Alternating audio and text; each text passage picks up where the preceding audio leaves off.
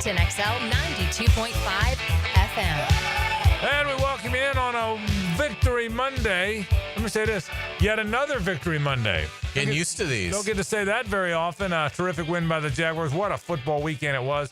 A lot to cover today on the program. Thanks to our friends at the Best Bet. It's always a Best Bet Monday around here. We love our Best Bet friends. 3 great locations in town. Orange Park on US 17. St. Augustine, just off of I-95, and, of course, the Monument Road location. Best Bet, great fun you can have great fun at the Best Bet, so head over there today. We'll tell you about all the fun stuff coming up there on the program today. Man, oh, man, this is a kind of don't know where to start day, but I'll start with the 3-1 Jacksonville Jaguars. How about that? Is that a good way to start? Sounds good. First place, Jaguars. The first place Jacksonville Jaguars, and a real story developing with these Jaguars. And, I mean, I truly mean that. I mean, a genuine story developing with these Jacksonville Jaguars. I thought it was a terrific win. A lot of storylines. The Saleh one, by the way, you were right. I was wrong. I told you, I don't think it's a big storyline. They talked. One coach said something.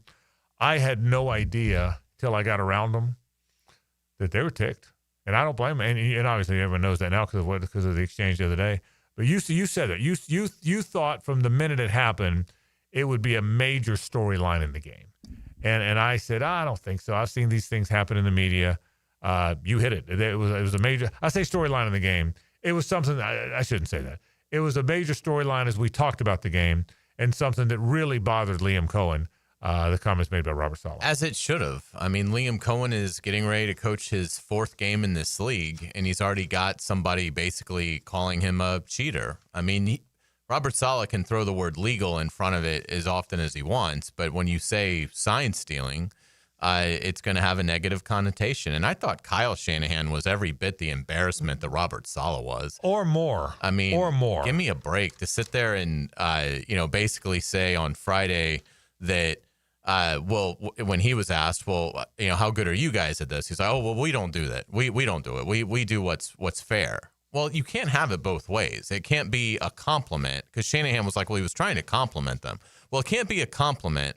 But then you throw something out there like, but we wouldn't do that. We operate in the spirit of fair play. And then after the game, basically say, well, Liam's being sensitive about it. Well, I mean, how would you like it if somebody questioned your integrity? I mean, I don't know why San Francisco feels like they're above the Jacksonville Jaguars in terms of how you treat people. I mean, it's just, it's preposterous. It was, I thought, cowardice of Saleh and Shanahan, and they got what they deserved. They got a beating, and I think Liam Cohen was more than happy to hand it out, and I don't blame him for not shaking Saleh's hand. I don't know what Saleh thought he was going to accomplish by doing that anyway. I mean, you obviously knew that you had royally messed up.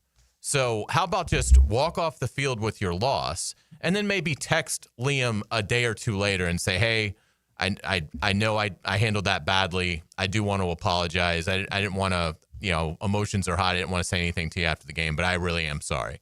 And it just, the whole thing was just so ridiculous. But look, Robert Saleh ended up doing Liam Cohen and his staff a huge favor because this is just another thing that has galvanized this team and the belief that this roster has in Liam Cohen. Not everything is gelled yet. The offense hasn't gelled yet in terms of the pass game, stuff like that. But a lot of things have gelled. The toughness is gelled, the leadership is gelled, and the belief in the head coach is absolutely gelled. And to that end, the wrap on the Saleh thing, I think Saleh, I told you this last week, I'll still say this again. All he had to say was, when he first got up there, if he had said, look, they're really good at recognizing what we're doing, so we have to do a better job than normal with disguising, and everything's fine. Exactly. That's all he has to say. By saying stealing, the word stealing is what set everybody off. Stealing is, you don't steal. And there's been so much talk about sign stealing. The Michigan guy, Connor, we talked about this Friday. Connor Stallions is the black mark of all black marks in college football. Jose Altuve, and because there's been so much negative out there. So that's what happened. I do believe Saleh was trying to compliment and got it wrong. Shanahan was snarky about it. I thought, but he was snarky during the game.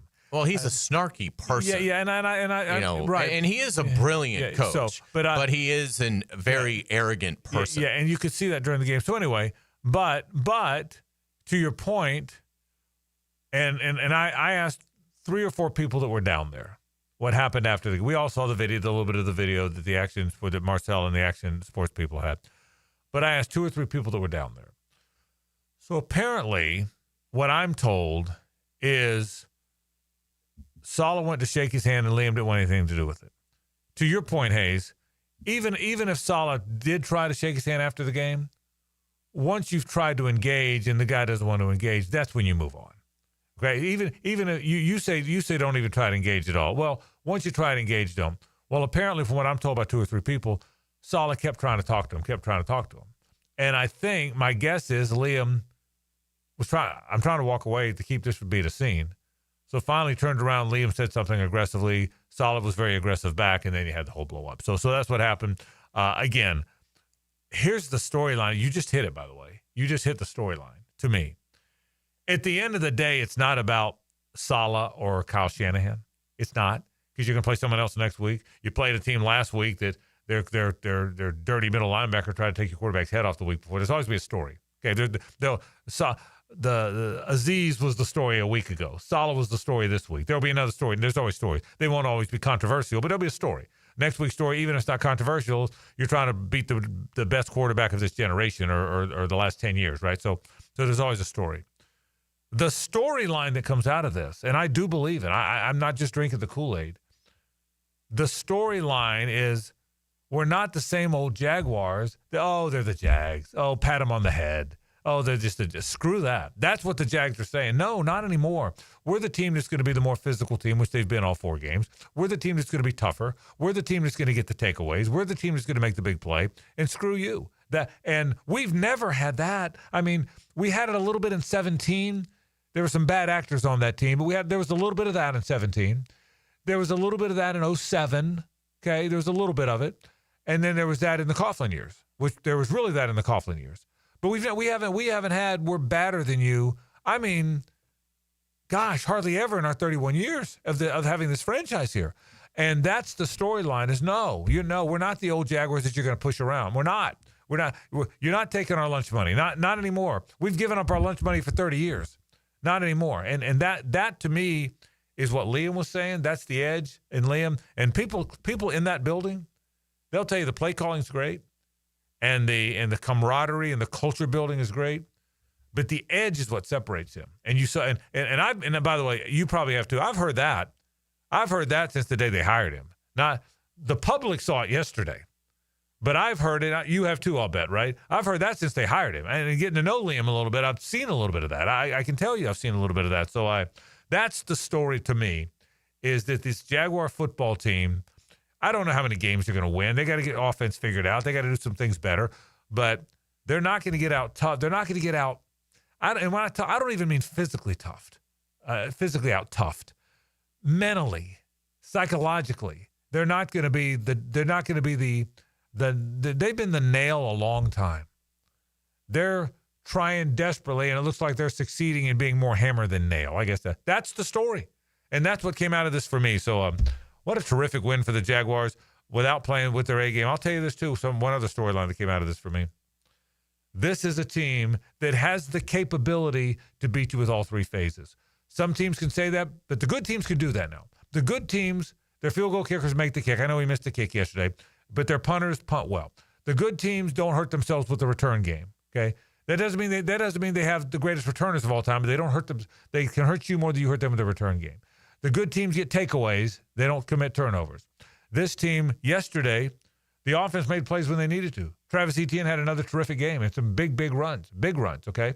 And so the 89-yard touchdown drive was a work of art. It was over 8 minutes. That's it was right. A huge sequence in the game. Offense played great. The defense got the 4 takeaways. The offense didn't turn it over. So they're both, and the special teams obviously speaks to 2 big returns. So that's a team that can beat you a lot of ways. That was a really feel-good win. I lost my mind calling the game. I was excited on the plane coming back. True story. I was exhausted. We all were. Watch the Cow. What a weekend of football, by the way. What a weekend of football. It culminated by last night's game. And we still have Dolphins Jets tonight at 7:15. What a week of football. And we also have Denver Cincinnati. But what are we? But anyway, but I came home, so watched the whole. It worked out perfectly. We got on the plane, watched the whole night game. Got in 2:30, whatever. Got in a truck, drove home. 3:15. Wife's asleep, dog's asleep. Maybe 3:30. Was walking the house. I'm still so wired. I'm pulling up. I'm reading O'Halloran's column again. I'm reading. You know what I mean. I'm reading. I'm going back and going up and down Twitter. It's 10 till 4. Hey, dumbass, go to bed. It's 10 till 4. You know what I mean? But I was that hyped. That's where I was. And you've been traveling, so you can't calm down right away. You know what I mean? But it's one of the best September victories it was a great that they've had in 20 years. So I mean, I mean, I think everybody. I think I went to bed euphoric. I went to bed about 4. I think I went to bed about 4:40, 4:30, which was an hour after. Well, 45 minutes after I walked in the door. It was just one of those. It was just because of the message that was sent. I mean, at some point, if you keep getting takeaways, that's who you are. That was kind of my point. It's not that small of a sample size anymore. It's been 4 games. You got a pretty good idea who they are now. So we'll say anyway, great win for the Jaguars. All kind of fun stuff to talk about. The weekend started, maybe not the Thursday night game. The weekend started with a Friday night Florida State-Virginia game. Gut-wrenching for the Noles, obviously. But what a game. I mean, not just because it was close. Not just but because how many big plays did they make? The wheel route that the Virginia got through after the touchdown got called back. The 4th down touchdown pass that Castellanos threw to Pittman in the corner of the end zone while rolling to his left. How good was that play? I mean, there were more good plays. And by the way, it is now official, JJ, I don't know if you know it or not. The Guinness Book of World Records has now confirmed this. It's the fastest field storm of all time. I'm telling you, it was actually slow. It was actually slow because they'd been standing there since 5 minutes left in the fourth quarter, I'm telling you is waiting. That when that ball got to the corner of the end zone, when that defensive back caught it, or when the second you knew it was over, that was a stampede. They are so lucky that they didn't need to review anything. I'm telling you, because I don't know how they would have done it. Yeah. And by the way, the guy, I don't want violence. I don't want to see people get hurt. I don't think there should be violence. There's better ways to solve things than violence. I believe that. The guy who ran on the field and shot a bird at Thomas Castellanos, you saw the picture? Mm-hmm. Someone should have knocked his ass out right then. I wish someone would have knocked it right. I wish somebody would have knocked his ass right then. For giving a guy the finger? For running out on the field and storming the field and putting your finger up in the guy's face right then. Right then. And if I'm wrong, then I'll be wrong. Let me be wrong. It won't be the first time I've been wrong. Legally, you would be. I would be way wrong. But it's my wrong opinion. Don't do that. Okay, storm the field and celebrate with your team if you want to. But I thought it was awful. But what a weekend of football. A lot to talk about. Let's start with the Jaguar win. We'll talk about that. Bucky Brooks, he was on sideline. He talked to Liam after the game. He'll be here at 5:15. We'll talk about that. We'll talk about Bama, Georgia was a fantastic game. Ole Miss, LSU was a terrific game.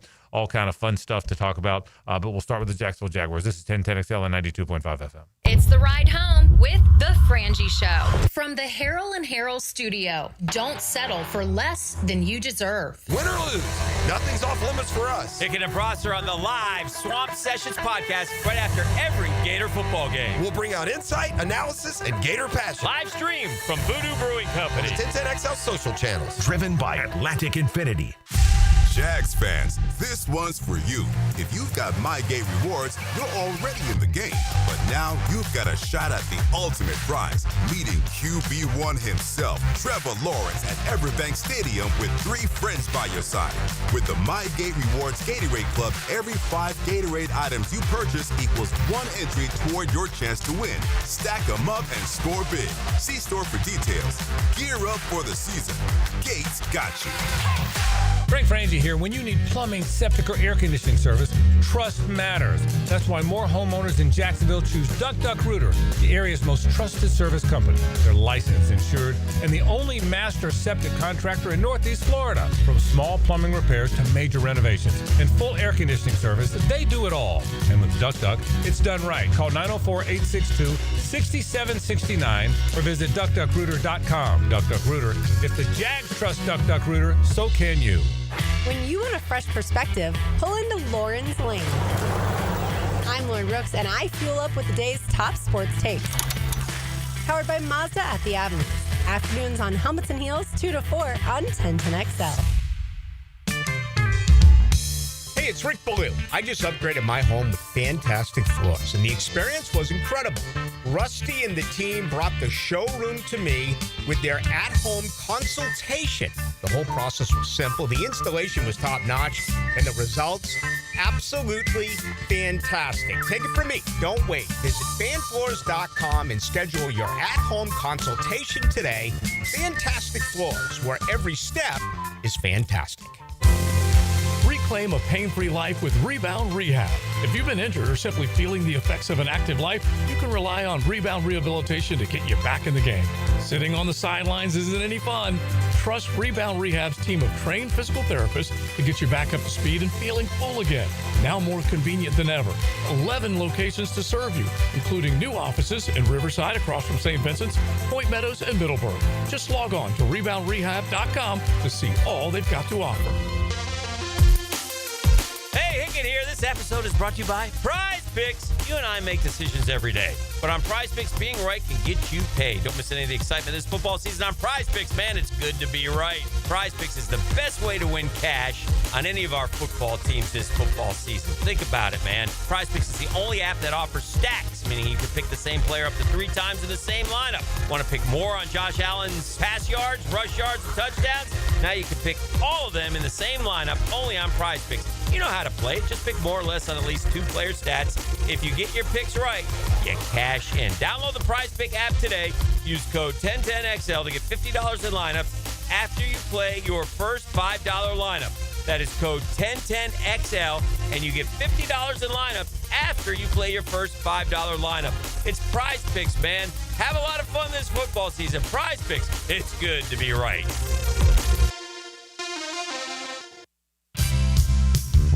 Maxed out on credit cards, struggling with high-interest debt? You could pay it all off in days with Loan Pronto's Rapid Equity Loan. Hey, it's Prosser here. Get cash out now without touching your low-rate first mortgage. No appraisals, no waiting, no BS. The Rapid Equity Loan Program at Loan Pronto is amazing. One Loan Pronto client just got $300,000 approved in under 24 hours. They paid off debt, renovated their kitchen, and cut their monthly expenses by $1,800. That's a huge turnaround. Instant approvals, low rates, no hard credit pull up front. That's Loan Pronto. Listen, your home equity is yours. Use it. Get cash to consolidate your debt down to one easy, low monthly payment. Call Loan Pronto now for a free instant appraisal for your home and see how much cash you can get today.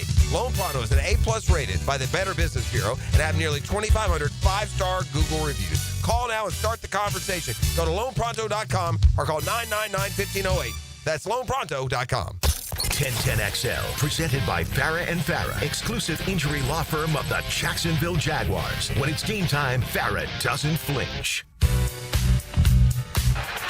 Barker backs up, fields it at the 15-yard line.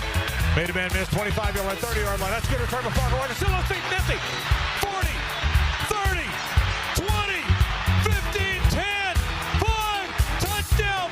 Parker Washington just brought it all the way back, and the Jags have extended the lead. It's a Best Bet Monday on The Frangie Show with fantastic locations in Jacksonville, Orange Park, and St. Augustine. It's Best Bet. I thought that was a gigantic play. Oh, yeah. There were so many really big plays. I think what stood out to me, so many things about the game, the Jags can win a lot of different ways. So let me get into some specifics. First of all, this taking the ball away, and my friend Jeff Lagerman, who does such a great job on our broadcast, talks about it better than I do.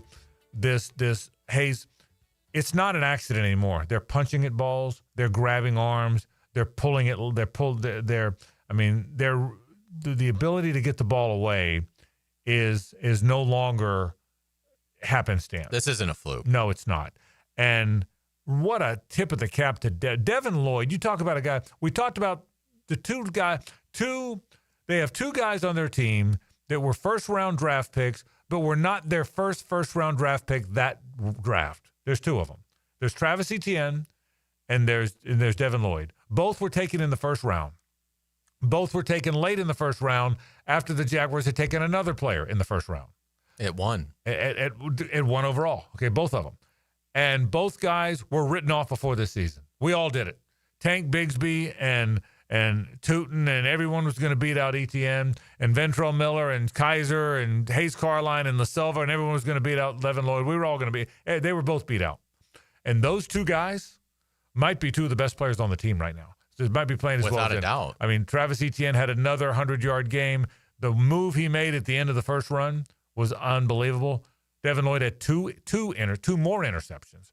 Devin Lloyd is finding the ball. He's playing at a great level.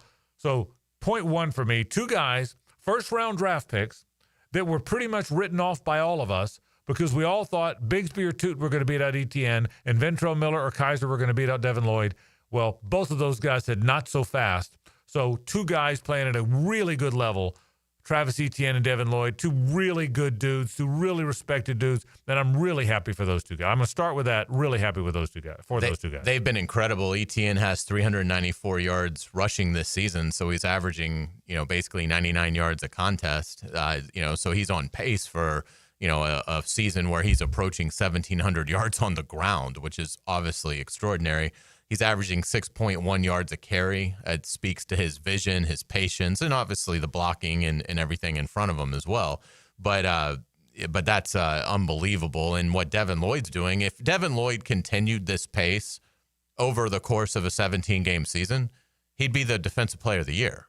I mean, I don't think anybody expects us that's going to happen, but it is remarkable what he has done through the first 4 weeks of the year. He is tied for the lead in the NFL with 3 interceptions, and he also has a fumble recovery. So it's extraordinary. But to me, it's what really speaks volumes about this staff on both sides of the ball there are so many success stories. Anton Harrison got injured yesterday, but we've heard Liam talking about Anton met the call. We challenged him. He met the call. Eric Armstead, we've talked about free agents sometimes need a year. Sometimes it's year 2 where a free agent, really starts to blossom. Eric Armstead with a phenomenal play yesterday to strip Brock Purdy and really has been good Trevor Lawrence is making some good plays, making some bad plays, but the passing game is struggling. There's no question. There's no denying the fact that the passing game is struggling. But they're making enough plays in the passing game to win the game. Whether that's a play call, I will say this: the play call at the end of the game, awesome. The motioning Hunter Long, motioning your move tight end to where he's in the flat and by himself, similar to the end of Bama, Georgia. Yeah, very similar. So it was a great call. It was the same play, wasn't it? Yeah, and it sure was. So, so the passing game needs to find itself. Trevor needs to play a little better. I agree with that. The receivers need to play better. Last week they had a tough game. This week a little bit better, but the passing game needs to find its rhythm. There's no question the passing game needs to find its rhythm, and hopefully it will. But they're 3-1 without it so far, and they're doing it with toughness and they're doing it with physicality. On the injury front, the Trayvon Walker one concerns me. That's not an area where there's some depth. I don't love their depth there. I think DeJuan Smoot has played really well coming back. Emmanuel Ogbah, I don't think is the player we'd hoped he'd be yet. That could change, but I haven't loved him yet. Obviously, you've got the two walk-ons, I call them, the two undrafted, Strigow and B.J. Green played a little bit. He got a couple of plays in yesterday, but that's a concern. That's a position that you're not. You had two really good players. You're not super deep. For people that don't know, Liam Cohen is meeting with the media as we speak, and he confirmed to the media a moment or two ago that Trayvon is seeing a specialist for his wrist injury, and nobody knows the extent of it.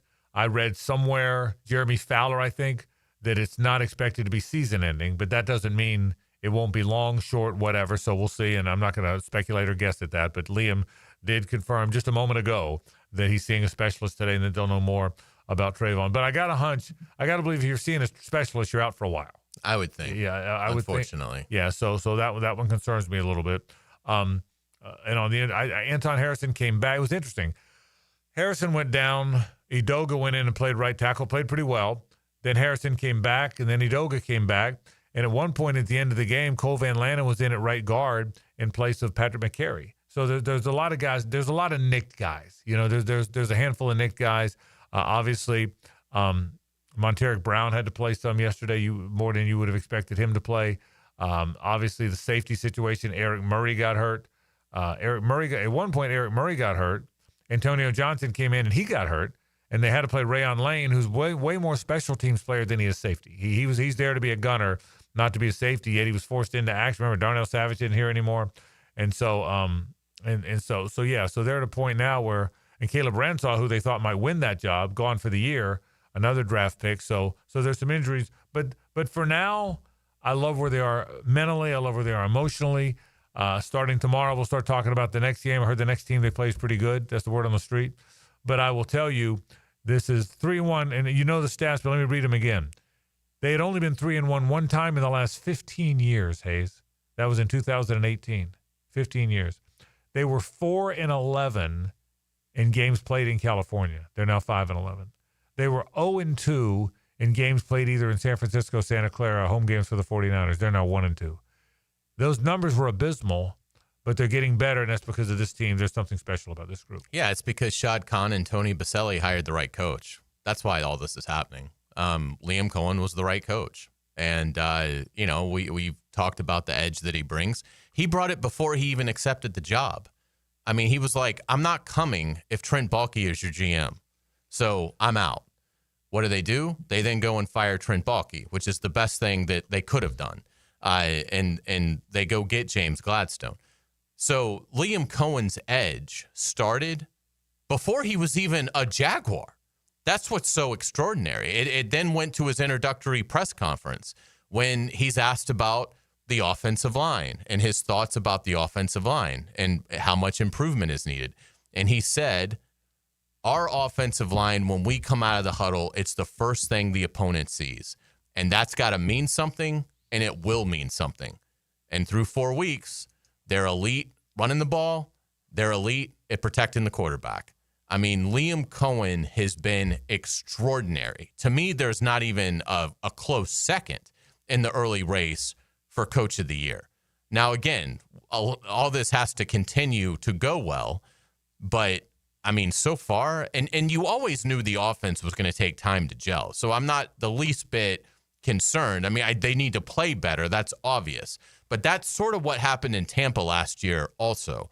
And then you saw what they were able to do in the second half of that season. So they hit what he has done in terms of getting the toughness, the leadership, the belief, and the edge, all those intangibles, he's an A+ across the board. Shad Khan and Tony Baselli deserve a ton of credit because they found the right coach. Amen. I agree with every bit of that. Co-sign everything you just said. We'll take a break. Let's talk college football. What a weekend it was. That's next. Stay with us. The Frangie Show from the Harold and Harold studio. Don't settle for less than you deserve. This is Josh Woolsey with Woolsey Morecambe. When deciding what lawyer to trust with your car accident or injury case, the most reliable way is reviews and results. You want to be treated well, and you want a great result. Woolsey Morecambe's reviews speak for themselves, and I challenge any firm to compare results. We offer the resources of a large law firm and the customer service of a boutique practice. If you want to be treated right and want great results, call Woolsey Morecambe at 1-800-WOOLSEY and take the fear out of the fight. Offices, Jacksonville. Hey, it's Carline here to let you know about my new tailgate obsession, Daisy French Onion Dip. If you love eating dips with chips, wings, and veggies while watching football, you'll love the new Daisy French Onion Dip and Daisy Ranch Dip. These are game changers, as delicious as a homemade dip made with real herbs and spices and other ingredients you'd find in your own kitchen. You've got to try them. Once you do, you'll be hooked. Look for Daisy French Onion Dip at your grocery store. The doctors at Southeast Orthopedic Specialists have resolved my hip and foot issues, and I'm back to training for the 2028 Olympics in LA. This is Garrett Scantling, and I highly recommend Southeast Orthopedic Specialists. This is David Garrard. Following my knee surgeries and recovery, I'm continuing to feel great and would recommend Southeast Orthopedic to anyone who's experiencing orthopedic pain. Southeast Orthopedic Specialists. Post-game Monday on 1010XL is served up by Dandy Foods, making quality fresh sandwiches since 1956. I'm Frank Frangie. Now, I've been telling you about my daughter Amber's journey with Awaken 180. Well, ready for this? She has now lost 60 pounds. That number's real, 60 pounds in a little over 3 months.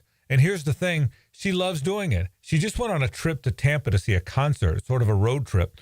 And I asked her, was it hard to stay on the diet? She said, Dad, that's just it. It's not a diet. It's a lifestyle change, and it's sustainable. And it's sustainable even when you're on the road. She is so excited. It has not changed her life. I think that's the best thing. It's a lifestyle change, but it doesn't ruin your life. She's loving her life, and she's so excited that she's been able to lose all that weight. You can do the same thing. You can kickstart your transformation. Call 844-346-1800 or visit awaken180weightloss.com. It's working for Amber, and she's so excited, and I promise you it can work for you. 844-346-1800 or awaken180weightloss.com. Baloo here for Smunez Vision. Why Smunez Vision? Well, I've been with Dr. Neil Smunez now since I got back to Jacksonville in 2006. 37 years of experience he has. Smunez Vision is a family organization that focuses on personal high-quality medical and surgical eye care. Dr. Catherine Smunez is fellowship-trained in cornea and cataract surgery and all refractive surgery. Combined, that's 30 years plus in laser eye surgery. Visit SmunezVision.com today. Here you can see. 1010XL, presented by Farah and Farah, exclusive injury law firm of the Jacksonville Jaguars. Focused, fueled, fearless, Farah.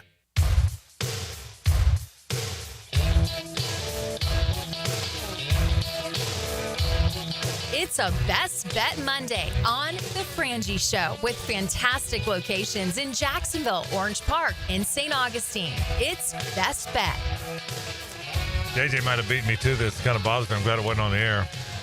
But I'll go ahead and tell you now. I was worried about the Gator football season. Not anymore. Oh, yeah? No, not anymore. Concerns have been alleviated? Not anymore. Did Not anymore. Lane sign the contract? No. I was worried. But Billy said today that DJ's got that look in his eye. Oh. That changes it now. Good. I mean, now. Why are you even traveling, Texas? Honestly, Right. just stay there. I mean, don't get yourself embarrassed. You know, I think it's a forfeit's only 7-0, right? So maybe you can even work out the Victor Hovland half a point or withdrawal. You know, if you're Sark.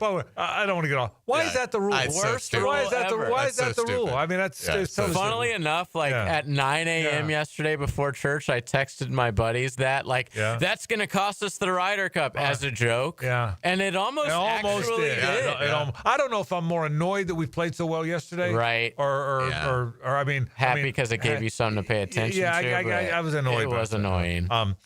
So some college football thoughts, by the way. Lane Kiffin is what everybody's talking about now.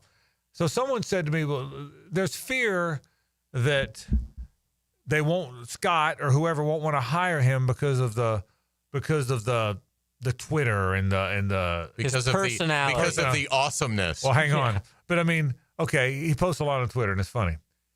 Can you imagine if they had Twitter in the Spurrier era? Can you imagine Steve Spurrier with that phone on social media? You're not going to hire him because of Twitter? What would the ball coach have done with Twitter? He would have They'd have to ask him to put it down. He would have sprained both thumbs. Are you kidding me? I mean, can you imagine the ball coach with Fulmer and all that with Twitter? I mean, I cannot. I mean, so it would have been glorious. Oh, I mean, I'm just telling you, that can't be ask Steve Spurrier about that. That can't be what stops you. If that stops Scott Strickland, then, I mean, wait, what are you saying? Well, people like this guy, so I can't hire him? Well, I mean, give me a break. Yeah, I mean, snarky can Ole Miss couldn't love him more. Yeah, so, and by the way, watching that game, watching him beat LSU and the way it worked out is, it's a 4.5 hour flight to San Francisco. So we're wheels up at 2. So about an hour and a half in, I got 3 hours left, and I got a ball game. So I watched the whole game on the plane. So I'm locked in. I probably watched more football on the plane because you can't. You're captive. Watching that game, watching how well coached they were, watching the play calling, whether it was Charlie Weiss Jr. or Lane or both of them or whoever. Watching I didn't realize they had Pete Golding, the defensive coordinator, now the old Alabama Saban's guy. Did you know that? I didn't know that. So he's got a great staff. Well, he knows how to hire staff. Right. He doesn't go hire young guys who are 12. Right. But will look up to him as their mentor. Correct. He goes and hires real coaches. So sorry. But watching, with all due respect to Trinidad Chambliss, who's playing great. Trinidad Chambliss is playing great because he is very well coached and the play calling is exceptional. He is. First of all, he's 5'2". Okay, I didn't know that. Okay, and his arm's okay, but he's been put in perfect situations. I mean, I locked into this one. Did you watch most of it? Yeah. I locked into this one. And there was no fluke. Ole Miss outgained them 480 to 254. It wasn't nearly as close as the score was. Correct. And I will tell you this, and you know this. You and I talk a lot off air, and this is a serious point. We talk a lot off air. We talk about we're Gator fans. We watch Gator games together. We do a lot of that. I wasn't on the Kiffin train. You even asked me one time last year. I don't remember where you go. You're not on board with Kiffin, are you? And I kind of dodged. Do you remember this? Mm-hmm. I kind of ducked the answer a little bit. I said, no, he's all right. He said, no. He said, you kind of called me. I said, everyone else is on the Kiffin train. This was maybe mid last season. This is before they came to Gainesville and lost. This is before that. Correct. And I said, I don't know what it is, Hayes. I can't put a finger on it. I don't know. Well, all aboard. Okay, if there's a seat left. There's plenty of room. If everybody saved me a seat. Yeah, I mean, we're saving the last seat for Scott Strickland. Tell the conductor, because it's now clear to me that he almost has to be the guy. And if he's not the guy, it really has to be a guy with similar swag. I don't want Eli Drinkwitz, but I almost like him more than some of the others because he's got a little snarky side too.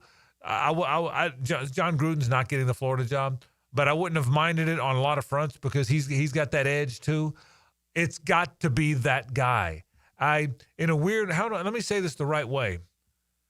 I don't want it to be a nice guy. That doesn't mean Lane's not a nice guy does that make sense? We've hired and I'm a nice guy, so I wouldn't want to hire me. Don't hire me, okay?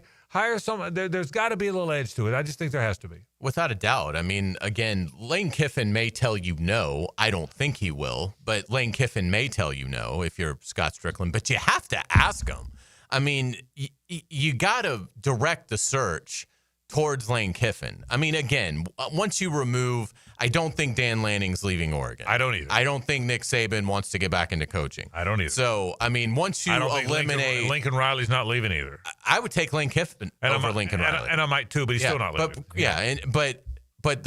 Once you get into the realm of the plausible candidates, I mean, to me, it's Lane Kiffin in a massive gap. I mean, definitely with Drinkwitz, Key... Fran Brown. I mean, again, Marcus Freeman. I would love that. I just don't. To me, you don't leave Notre Dame for Florida unless you're just very unhappy with something going on with Notre Dame. Freeman or Kiffin? Oh, Kiffin. Yeah, me too. Me too. And I just think now that so we'll see what happens and how it plays out. But I said this last week. If they beat LSU. And all the social media stuff. I mean, is there any college football fan now that doesn't know who his daughter is and she's dating the LSU linebacker and he said he's going to call Witt? And I mean that's. And Lane Kiffin keeps like Instagramming pictures of a football in the field saying spot the ball. I mean, what does he have to do? Beg for the job? I mean, the great point. And so the one was fantastic. It's great. He's done the first time he did it with his kid in the car. Why did he tag Jackson Dart on the one? I don't know. Yeah. But I've got to think that's got to be a shot at Nathan. Jackson about how inept Billy is. Right. How did we lose to this guy last year? Yeah, exactly. But so anyways, I'm going to move on to some other college football stuff. But I will tell you, I can't imagine now that that's not going to gain more traction than it has had in a long time. Florida State, Virginia. What a fabulous game. If you didn't have a dog in the fight, it was well played, fabulous. Sometimes games are close because both teams are clunking around a little bit.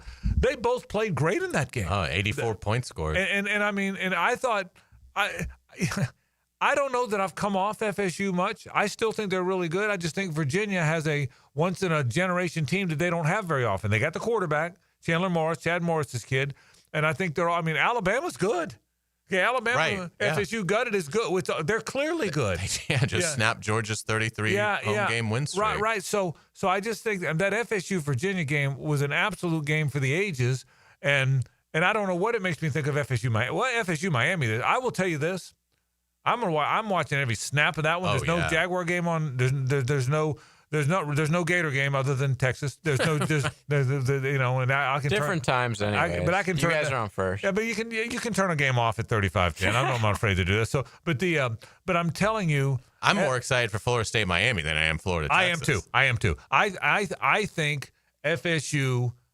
If I'm an FSU fan, I'm devastated that we lost the game because I was thinking perfect season and playoffs and all that. But I'm even more encouraged of what I got.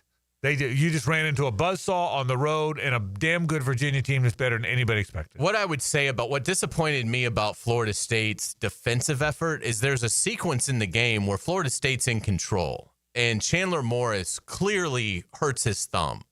That's right. He lets go of a pass. He hits it on a teammate's helmet, and he's clearly laboring to stay in the game. Well, they're going to keep running it. I think they ended up running it 11 snaps after the rest of the drive. The rest of the drive. And scored a touchdown. I mean, if you're Tony White, how do you not have 9 guys up there and saying, this guy, how is somebody not in the coach's box saying, guys, he can't grip the ball. Right. He don't want to come out of the game, but they are not going to throw it. I mean, every snap he was trying to rub it and warm it up. And and so to me, there was some big coaching lapses in that game. But yeah, I mean, again, I agree with you though. I think Florida State is in good shape. I don't think this is going to send them into a spiral to 6-6. Right. I mean, I think they absolutely could beat Miami. I will pick Miami, but I think Florida State certainly can beat them Saturday night. And what a big game now, because if you don't, you're 0-2 in the league. So we'll certainly talk about that. So a lot of things to talk about. Let's do headlines right now. Bucky Brooks in the 5 o'clock hour. So much good football to talk about. This is 1010XL and 92.5 FM. The Frangie Show from the Harrell and Harrell studio. Don't settle for less than you deserve. Share your life with 1010XL. Follow us on Twitter, Facebook, and Instagram. Oh, wait. I'm going to take a picture and post it on Facebook. What? Hashtag 1010XL. Hey, folks, Frangie here. Those topdressing.com spots have caught my ear, and I met with their team from my lawn, turning St. Augustine grass like mine into pro golf quality, smooth and vibrant. Golf's my game, so Top Dressing's benefits are clear. Better drainage, stronger roots, white glove treatment from the start, expert no-pressure advice. They're prepping my lawn at Jack's Golf and Country Club soon. So don't delay. Top dress yours like the pros with topdressing.com. When you need a mechanic you can trust, visit AA Automotive on Richard Street. For oil changes to complex repairs, AA Automotive is a full-service repair shop for personal and commercial fleet vehicles. Trust AA to keep your ride running A-OK. Hey, First Coast, it's your boy Leon Searcy, your lemon pepper guy. Back and better than ever for Wingstop. You know I can't resist those crispy, flavorful wings that make your taste buds dance. Wingstop just opened a hot new spot on Jeremiah Street in Middleborough. There's 17 locations, now serving up the most mouth-watering wings in town. And my all-time favorite, lemon pepper. Try their new quick and easy ordering on the app and swing by today for fresh, hot wings made for you. Only at Wingstop. Balancing books and the grind of daily practice is what it takes to be a scholar athlete. Wednesdays on The Frangie Show, kept healthy by Southeast Orthopedic Specialists and the Plumbers and Pipefitters Local Union 234 on 1010XL. It's the start of our favorite season in Jacksonville, football season. Let's get hyped and let's get the home in tip-top shape and let's get that house zero-resified.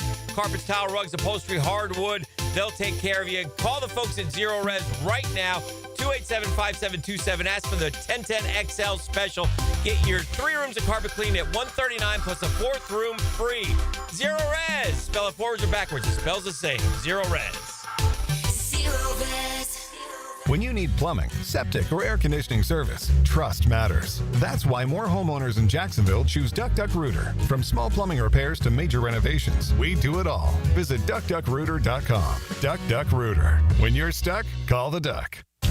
Kuhn Flowers announces their home holiday decorating team is now taking orders for the holiday season. This is RJ with 1010XL. No more hassling with tree buying, untangling, and hanging burned out lights. Call on Kuhn Flowers. They do it all.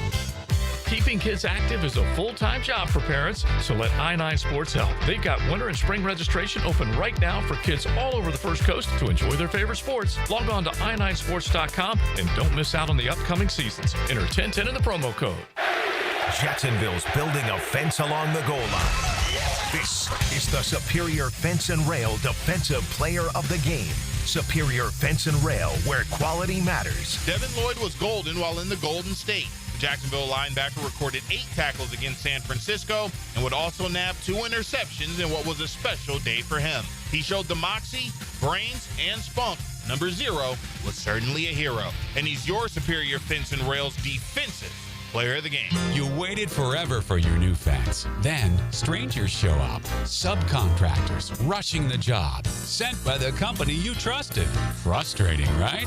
Superior Fence and Rail promises better. Their professionally trained builders deliver quality you can trust. No subcontractors, no shortcuts. Just the superior craftsmanship your home deserves. When you're on the fence, about a fence, SuperiorFenceandRail.com. Frank Frangie here for Stanley Pools. If you're dreaming of putting in a pool this year, choosing the right company is the most important decision you'll make. I've trusted Stanley Pools to build my pool, renovate my pool, and maintain my pool. Stanley Pools has been the best in the business since 1988, and they're still family owned. Call them today at 904-269-7277 or find them online at StanleyPoolsFL.com. That's Stanley Pools, a family tradition of fine swimming pools.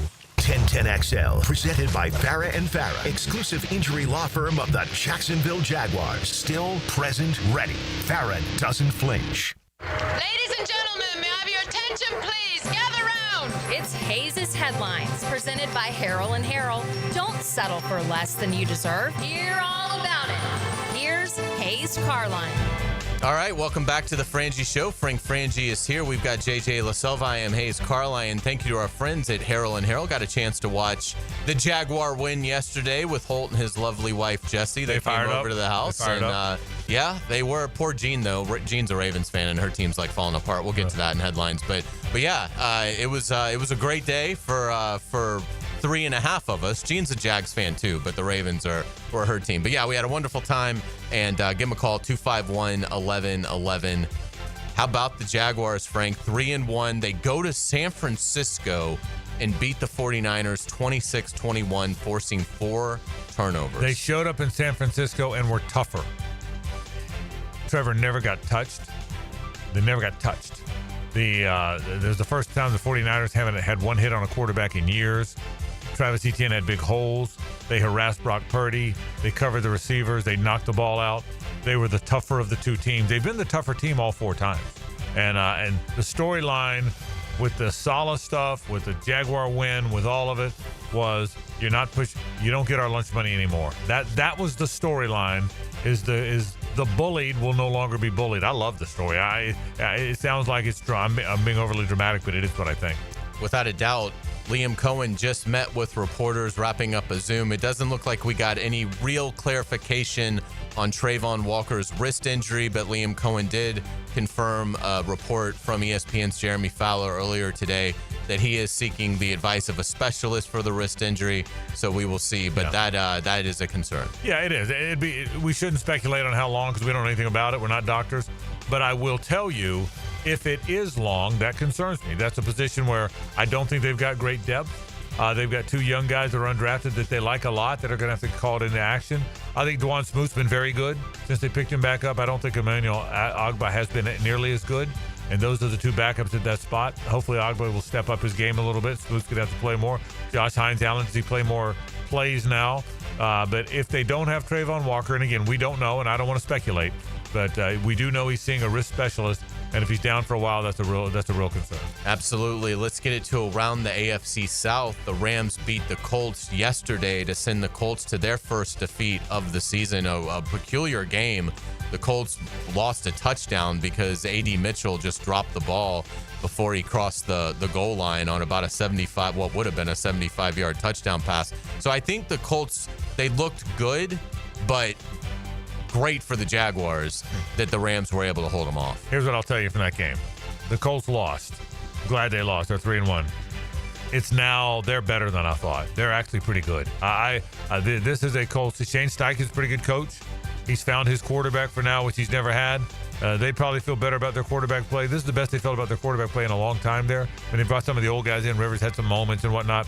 I'm concerned. I think the Colts are pretty good. I'd be disingenuous if I said they weren't. I think they're legitimately pretty good. The Texans get their first win by mauling the Titans. I don't know that this shows us much about Houston, but my goodness, Tennessee is dreadful. Houston's actually decent defensively, and so that 0 doesn't surprise me.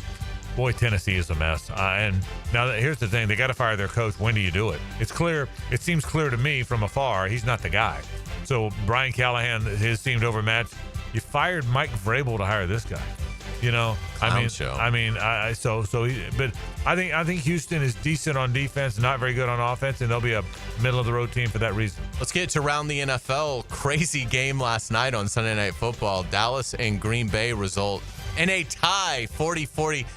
Should we still be ending games in a tie in 2025? I wish no. It was so unsatisfying. Yeah, there should be some sort of a shootout or something. But I will tell you, because I was on the plane the whole game. So by the time we were 4.5 hours, time wheels up, the game had just started. So I watched the whole game. Honestly, I probably wouldn't have watched it that much. I'd have been tired. I wouldn't have seen Suzanne that much because of all the football. So I probably would have done something different than watch it. But because I was on the plane, a captive audience, I watched it. What an amazing game. How many times did you think it was over? I mean, it was over. All right, the Packers have won. Now here come the Cowboys. All right, well, the Cowboys won. Oh, here come the Packers again. Wasn't it amazing how many times that game wasn't over? And by the way, nobody had any interest in playing defense. No. There was no defense the last quarter and a half. But what an amazing game. And by the way, Jordan Love and Dak Prescott are good players. It's not only they're the second and third best quarterbacks in the league. It was a fabulous game to watch. One of the best games to watch I can remember in a long time. I think fair to be a little concerned about Green Bay. The first 2 weeks we thought that they were going to, be like maybe the best team in the NFL. The last 2 weeks you lose to Cleveland and now you tie Dallas. A little bit of a concern there for the Packers. What I think is you've got games that make no sense. What are the Saints doing hanging around with the Bills? That may be the best team in the league and the worst team in the league. Giants just beat the Chargers. Giants just beat the Chargers. The NFL's weird, man. Yeah, and weirder than ever this year because of those games we just talked about. I mean, so the Panthers 30-0 over the Falcons a week ago. So it's a really weird first quarter of the season.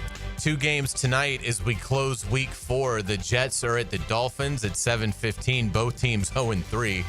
So that should be a real barn burner. While the Bengals are at the Broncos at 8:15. So a little bit of an overlap, not a traditional double header. We'll have 2 games going on at once, but should be a fun night of football. I still don't understand why we don't do that every week.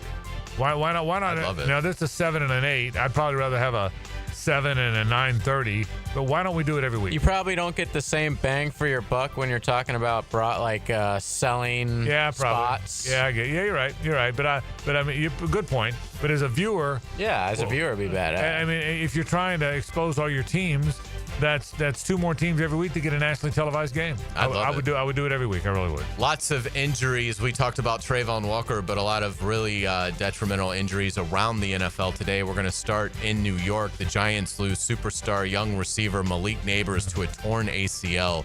Just devastating for the Giants, who have, they've had some rough times in the post-Tom Coughlin era. You get excited about Jackson Dart. You beat the Chargers, but you lose your best offensive player. Yeah, really good player. It's a really sad story. And there have been a lot of significant, severe injuries this year, more than I can remember early in the season. The Baltimore Ravens are just getting flat out crippled. They're becoming the AFC version of the 49ers.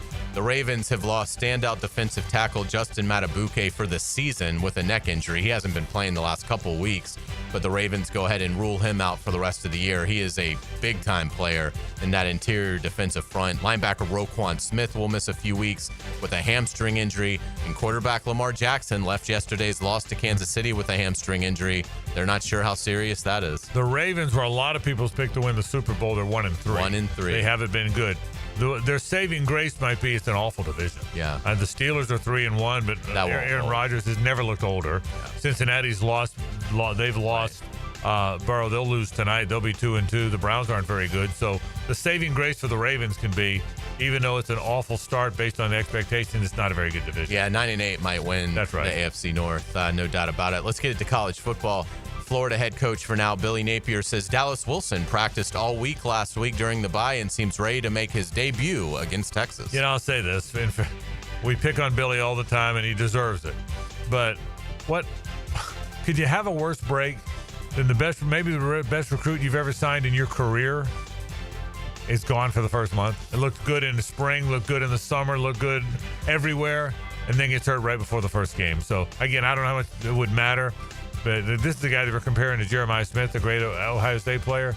and then you don't have it. I mean, that's about as bad a break as you can get. It is. It definitely becomes the biggest storyline from a Gators perspective for Saturday's game is, can Dallas Wilson show up and look like a freshman All-American? Because that's what it's going to take with Florida dreadful in every offensive category that you can dream up. We will stick in the realm of college football. Arkansas fires Sam Pittman after a blowout loss to Notre Dame. Pittman, one of the best guys in the sport, was in his 6th season with a record of 32-34. Bobby Petrino will serve as interim. Yeah, and he's already gutted the staff. Did you see that? He's already gutted this. God bless him. They got smoked. Yeah. That was like really 35, 40-some points at halftime. And what happened is, if you know people that cover them, they know he's getting fired. It could happen Saturday. It could be the same situation Saturday in Gainesville. You're playing a really good team. The players have kind of quit. They love the coach, but they know he's not going to be there much longer. And the bottom falls out, and that's what. And then you have to fire him after that. Let's get it to golf. The U.S. makes a valiant final day charge, but Europe retains the Ryder Cup with a 15-13 win at Bethpage Black. You know, it's amazing how close it got. I don't know if I am more appreciative of the fact that the U.S. team made a run or annoyed at the fact that they were so bad the first 2 days that the run didn't matter. You know what I mean? If they're just okay one of those days, they win the cup, you know, because they played, and if they play the same way Sunday. So I think they got obliterated, even though they made a run. I think they made one of those. I think that was one of those games. That was a football game. You're down 48-7. Prevent defense. Yeah, right. Totally. Euros were playing prevent defense. Right. The Europeans started drinking Saturday night. Yeah. And the way we lost, like literally on the last, it was basically Henley versus Lowry, and it went down to 18. Henley had a 1-hole lead, and if Lowry tied, it was over. Henley left an 8-foot putt short. Right. They didn't he putt lag putted. Like, what are we? Some of the roster moves on this team sucked. Yeah. We should have had Keegan playing. Should have had a couple different guys. But all in all, the Euros just are better than us. Yeah, but again, this is like the game you're down 48-7. Yeah. They empty the bench. And then you wind up losing 51-41, and you tell everybody, wow, you almost won. We didn't almost win. Right. The other team quit playing. That's what I thought. Perfect analogy, no doubt about it. Let's get to Major League Baseball. The Mets choke and miss the playoffs. Dan Hicken tweeted this earlier. It's an amazing stat. The Mets were 0-67 when trailing after 8 innings this season. The only team not to have a win in that scenario. How about that? The Mets, JJ, to me, are one of the most amazing stories. With all the money they spent, with all the commitment, to have been that bad down the stretch is astounding. Yeah, that's what's crazy about it. They had like a 20 game. They were 20 games over 500. They had like a big lead in the division at one point. It's amazing. What it left us with is I think a fantastic postseason. But I was very surprised. Oh, Yankees-Red Sox is going to be... Yankees-Red Sox. Yeah. Juicy. Yeah, Yankees-Red Sox. Yeah, the playoffs start tomorrow. Tigers at Guardians at 1, followed by Padres at Cubs at 3, Red Sox, Yankees at 6, and Reds at Dodgers at 9. Oh, that's good. Is that good? Oh, Pretty is that good? Absolutely. We will get you out on our musical note of the day, because on this date, back in 2003... The Killers released Mr. Brightside. This is The Killers' most popular song with 3.5 million copies sold. Mr. Brightside has been used in many movies, TV shows, and the game Fortnite. It has also become one of the most popular songs played at sporting events, which has helped the now 22-year-old song remain a pop culture fixture with the youth demographic. That's a great song. It's a great song. It's one of the great songs after the turn of the century. Yes. It really is. One of the few. It's one of the few, but it is a great song. Well done as always. Thank you. In this hour, Bucky Brooks joins us in about 20 minutes. We come back, though, we'll do a little potpourri. We'll talk a little baseball, a little college, and a whole lot more. Stay with us.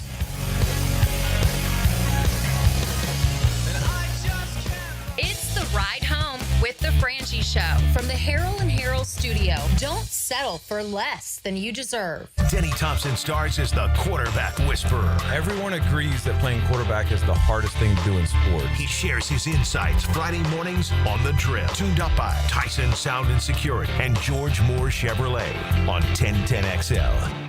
Helmets and Heels is returning to Vegas. If you're heading out for the big game, join us at Circa Resort and Casino this October for a Halloween weekend football getaway, featuring Circa room discounts and a huddle up for everyone in the teal and black.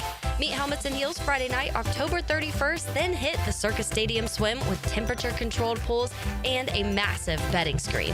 For Circa room discounts and more information, visit the 1010XL webpage or circalasvegas.com/huddleup-up. Welcome to the bundle event. Entering now our undisputed tag team champions, the mid-size SUV and the mid-century modern. Together with a State Farm agent, this auto and home duo are a powerful force of savings, service, and customizable coverage. Now, let's get ready to bundle. Call State Farm agent Ron McCann in Orange Park at 904-269-1313. Availability and amount of discounts and savings vary by state. Go inside your home team's locker room with Jags beat reporter Hayes Carline. Check out my blog at 1010XL.com so you can catch all the news and nuggets you need to know. My blog is brought to you by Wolin Reach Plumbing, where quality and experience count. I can't believe how spotless my floors look after using the Swiffer Power Mop. No more dragging around a heavy mop and messy bucket. Now I get the same deep clean without all the work. Thanks to the powerful solution and scrubbing pad of the Swiffer Power Mop, dirt and grime don't stand a chance, and I don't break a sweat. Mic drop. Mop drop. Swiffer Power Mop. Swiffer Power Mop. A smarter way to mop. Try it or your money back. Brian Wall here with Window World. You know that awesome feeling when you finally find that one place to go to that will give you a top quality product at a great price and then stand behind what they sell you? That's exactly what Window World does. Top quality, energy efficient windows at a great price that keeps more of your money in your bank account. With the absolute best guarantee in the window replacement business. That's why Window World has been the #1 window replacement company in the USA for years, selling more than 1 million windows each year for the past 8 years. That's a lot of satisfied customers, and you can be one too. Save money on installing new energy-efficient windows and save on your energy bills too. You can't lose. And if anything goes wrong with your new Window World windows ever, Window World and I will be there to make it right. Call Window World today or see them online and have them come and give you a free estimate and see why we are so proud of our products and the work we do for our customers. Call Window World or go online at windowworldneflorida.com. And thank you for your business. Window World also offers energy-efficient doors. On game day, you trust your team. On storm day, trust the people's roofer, Morgan Conley Roofing. Born here, built here, staying here. MorganConleyRoofing.org. License number CCC 1333544. The flagship station of the Jaguars. WJXL AM Jacksonville Beach. WJXL FM Jacksonville Beach.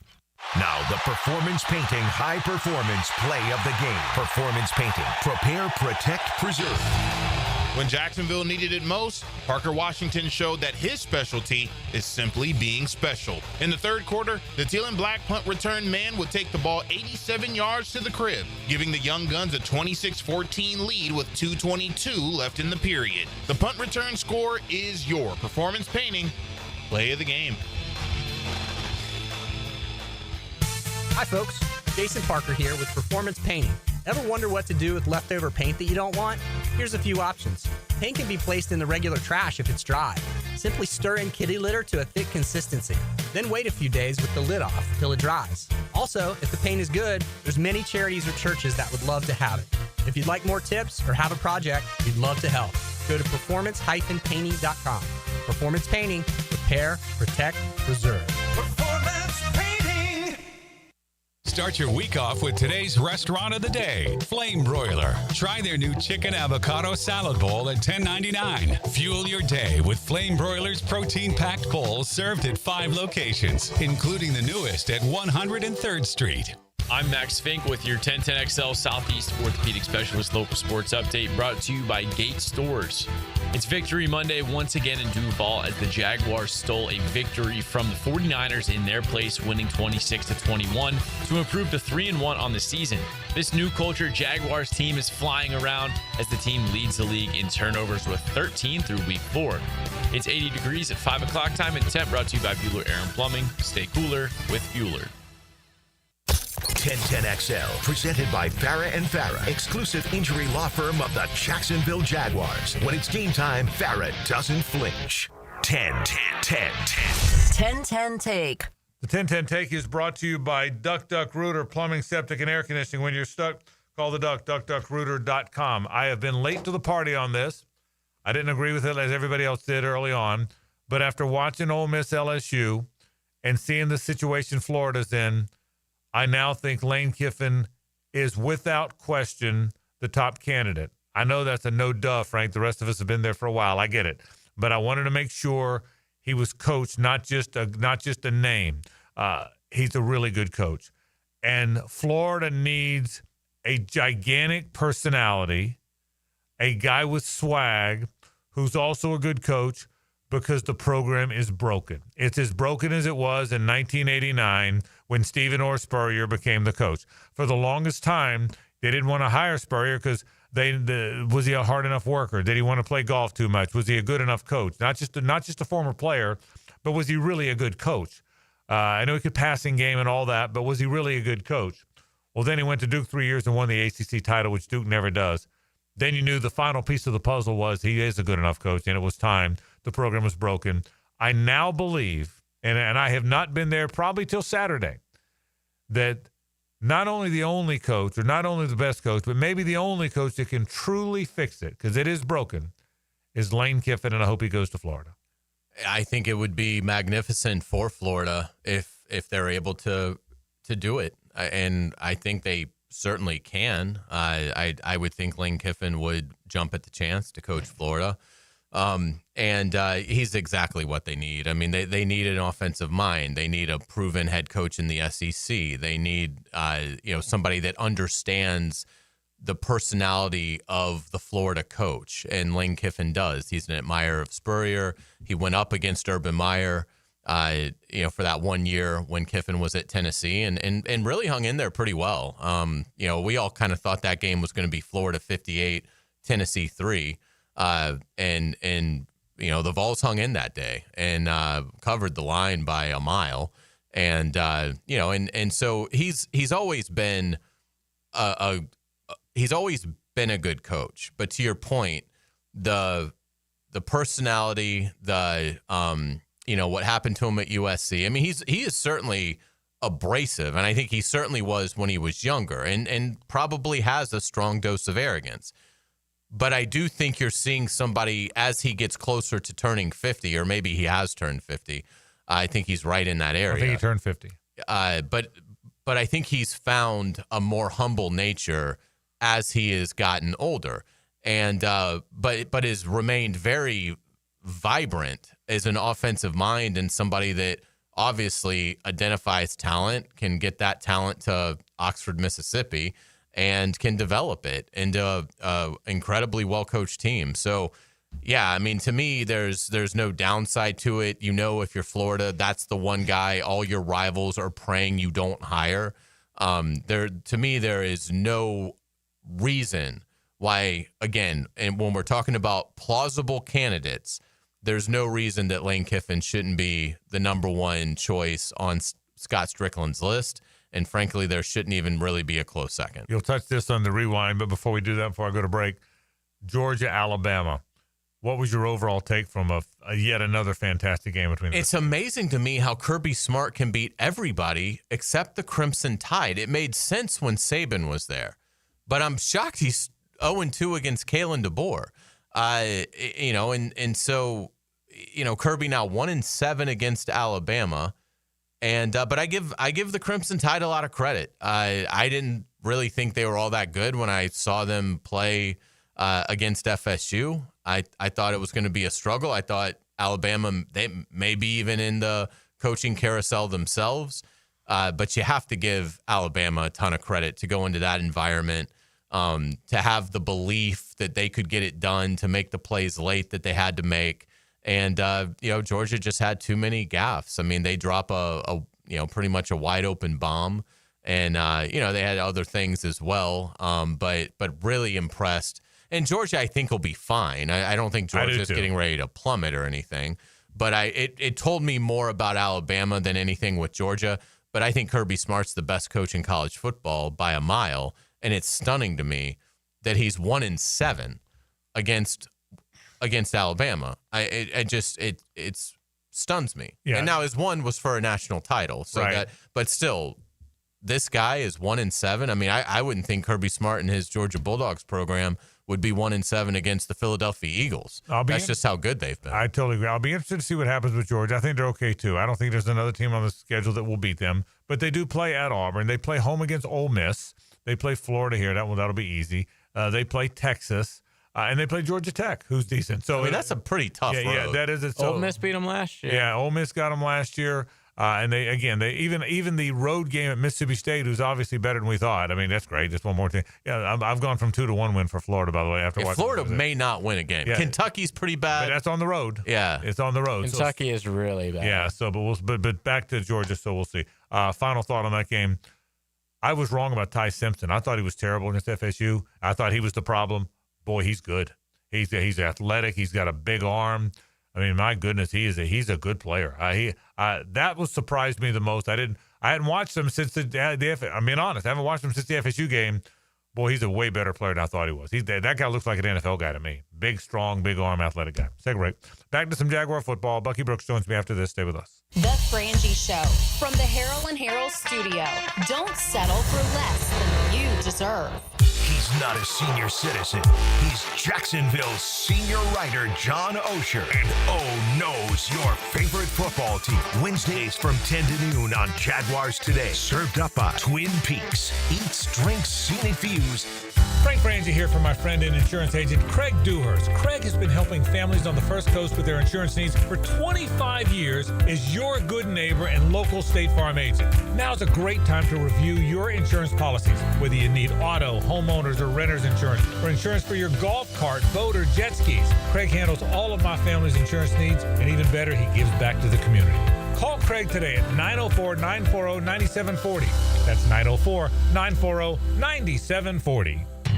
Give us your hot take. Pop quiz, hot shot. On the 1010XL text line, designed by Lifetime Enclosures. You know what I'm saying? Well, I'm awake and I speak English, so yeah, I do know what you're saying. Be part of the conversation. 641-1010. When persistent plumbing problems leave you feeling flushed, don't panic. Call Roland Reich, the one-stop solution for any plumbing problem, residential or commercial. No matter how complex the work, Roland Reich quotes all pricing in advance.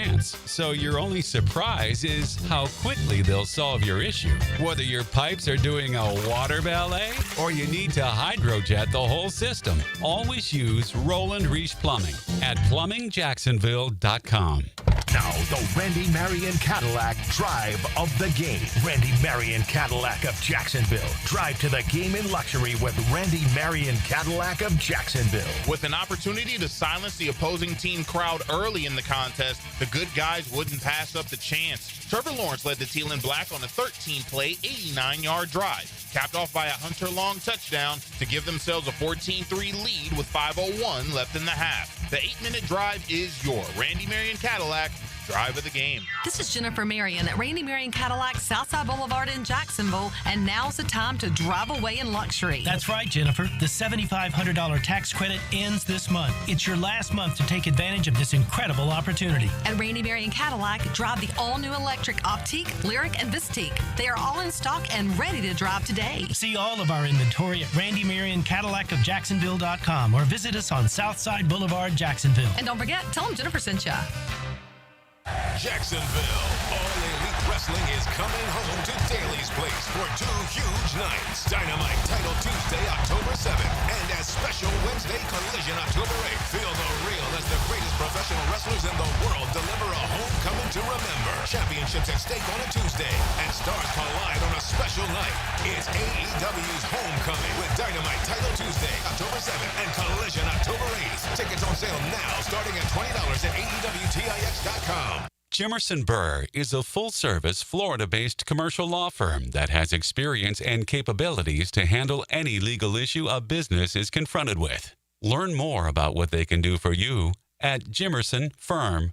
JacksonvilleJaguars.com. Frank Frangie here for Coyle & Sons Fencing. Jacksonville is full of memorable sports moments. Remember the 2017 AFC Championship game when Miles Jack wasn't down? Do you know what else isn't down? Fences installed by Coyle. Their fences have been standing tall here in Jacksonville for nearly a century. Since 1927, Coyle has been the fencing leader in Northeast Florida. If you're in the market for a new fence, I recommend calling Coyle & Sons today at 904-356-4821, CoyleJacks.com. That's C-O-Y-L-E, Jacks.com. Coyle Fencing, proud partner of the Jacksonville Jaguars.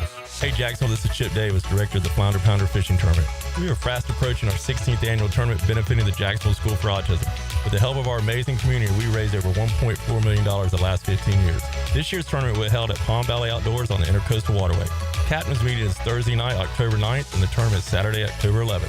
I'm inviting you and your family to come out and enjoy our tournament festivities, raise some money, and support autism awareness. Special thanks to U.S. Army Recruitment Jacks for their support. Flounder Pounder for Autism 2025. See you there. Hey, Hicken here. Celebrate the month of September with our friends at Zero Res and get 3 rooms of carpet clean starting at just $139 plus the 4th room free. Take $100 off your air duct cleaning as well. Book online at ZerosJacksonville.com and take advantage of these huge savings. 1010XL, presented by Farah & Farah, exclusive injury law firm of the Jacksonville Jaguars. Focused, fueled, fearless, Farah. The buck stops here. Time now for Bucky Brooks, brought to you by Coyle & Sons, Jacksonville's commercial fence specialist, on The Frangie Show. All right, my friends from Coyle & Sons are out at the Bregan Baseball Complex as we speak, putting up yet another fence. They're the folks I trust, whether it's commercial fencing or residential. Call them at 904-356-4821. They're the best in the business. Or go Coyle Jacks, C-O-I-L-E, go to CoyleJacks.com. Becky Brooks is with us. All right, I'll get to the game in a minute, but you were on the sidelines for the Salah-Liam thing. I know you were trying to track down Jordan Lewis for us. Were you around it at all, Buck? Were you close by when that was going on? Yeah, I got a chance to see it a little bit, and I think Liam was true to his word. I think he was more irritated by the inflammatory language that Robert Saleh used when he alleged that the Jags were sign stealing. And what he was really saying is that the Jaguars do a great job of uncovering the defensive tails by motions and shifts and those things. And because they give the quarterback multiple calls at the line of scrimmage, the Jags offense has been effective this year because they're able to get into optimal plays. And if Saleh has said that, like, hey, they do a great job in motioning, shifting to make us uncover, that's one thing. But when you allege sign stealing on the heels of the Jim Harbaugh stuff, it made it look like the Jaguars were doing something illegal. And I think that got in the craw of Liam Cohen because it kind of made the coaches look like we had dirty tactics. And so I give him credit because a lot of people would, like, turn the other cheek. But sometimes, man, you got to take it to people. And I think the team feeds off of his toughness, is willing to confront the bully. And I think Robert Saleh certainly didn't like it, but it was something that needed to be done because you got to squash all this stuff because it was silliness and it was unnecessary and it was a distraction that they were able to overcome to win the game. 2 points, because I think I agree with everything. That's very well said. I agree with everything you said. So two points on it. Point number one, I think he's got that edge. I think the biggest thing, this is my 12th year calling these games, Bucky. The biggest difference I notice is he's got an edge, and they play with a little bit of an edge, and that hasn't been the case around here for a while, probably since the Coughlin, other than 07 and 17, probably since the Coughlin era. I noticed that, so that's one. My second point, more specifically this incident. You played football forever. Do those things affect a game? Does a player play harder? Does a player play more on point because stuff like that riles them up? How much does that affect the football game? It doesn't keep you riled up the entire time, but you certainly have an edge to it, right? It stirs up some emotions, and it's an emotional game. Now, the thing about our game and our players, when emotion goes up, execution can go down. And because, like, Shanahan was pretty slick, right? They talked about how people have said that Liam Cohen can be an emotional coach. And so some of this was to get him off his game by trying to force or elicit an emotional reaction that took him away from focusing on the task at hand. But to Liam's credit, he was able to stay on task, focus on the game. But when the game finished, the emotions came out. And I'm going to say this because I know you're a Gator, and I know we always talk about old ball coach. Right. What we currently have is something that great teams have, and that is a competitive arrogance. Yeah. And you know from when Spurrier was with the Gators, there was a sense that whenever they walked on the field, they felt like they were going to win. That is what I sense in being around this team. this team feels like, man, you put the ball out wherever, we're going to line up and we're going to get it done. And it's not just talk, it's backed by actions, and those actions are focused on the preparation and the process leading to great performance. So there's a lot of things that are really working well right now. And I'm going to say this, Frank, because you've seen that was not an A-plus game from the Jags yesterday. Right. Like, we beat a heavyweight without playing our best game. To me, that bodes well for what we're going to be later in the year when it does all come together. I'll tell you what, I agree with that. The thing you said, the comparison to Spurrier, I hadn't thought about it till you said it. That's a really good comparison. Now, their personalities are different. Liam's not snarky. Steve had that wonderful snarkiness to him that he tried to get under other coaches' skins, and Liam does that. And I loved it. You know me, Bucky. You and I thought, I love this. He doesn't have that. But he does have that competitive edge, doesn't he? That's a great call. He's like Spurrier in that regard with that competitive edge, isn't he? I never thought about that. Yeah, I mean, look, man, all the great teams and all the great coaches that I know, they walk in there with the belief in that. And I can tell you the closest guy that I've seen, Marty Schottenheimer had that, where there's just an air about him where they just kind of feel like, I got a good team. Mm-hmm. I don't have to, like, downplay it. Like, man, we feel like we're going to roll the ball out and we're going to get this thing done. That was the feeling. That was the feeling yesterday all day, like at breakfast with Tony and Gladstone and those guys. There was a sense that, hey, man, we're going to get it. And you know Tony. Now, Bo was ready to go. If Bo could have suited him up for another 15 snaps, Bo would have got in this because he felt that. And I'm telling you, man, the team takes its cues from the leaders. And that triumpher, that trio, James Gladstone, Liam Cohen, Tony Baselli, they have that thing, and the team is certainly feeding off of that. Yeah, I talked to Tony a little bit today, and I could feel it through the phone. So I know exactly what you're talking about. Why are they so good at getting takeaways? Are they consciously trying to punch balls out? Are they constantly trying to strip? But they're as good as I've seen, and that includes the 17 team, at getting takeaways. Why are they so good at this? You know, it's funny. So I talked to multiple guys about this. Like, man, what is going on? What's happening? Because we talked about it last year, but why is it happening?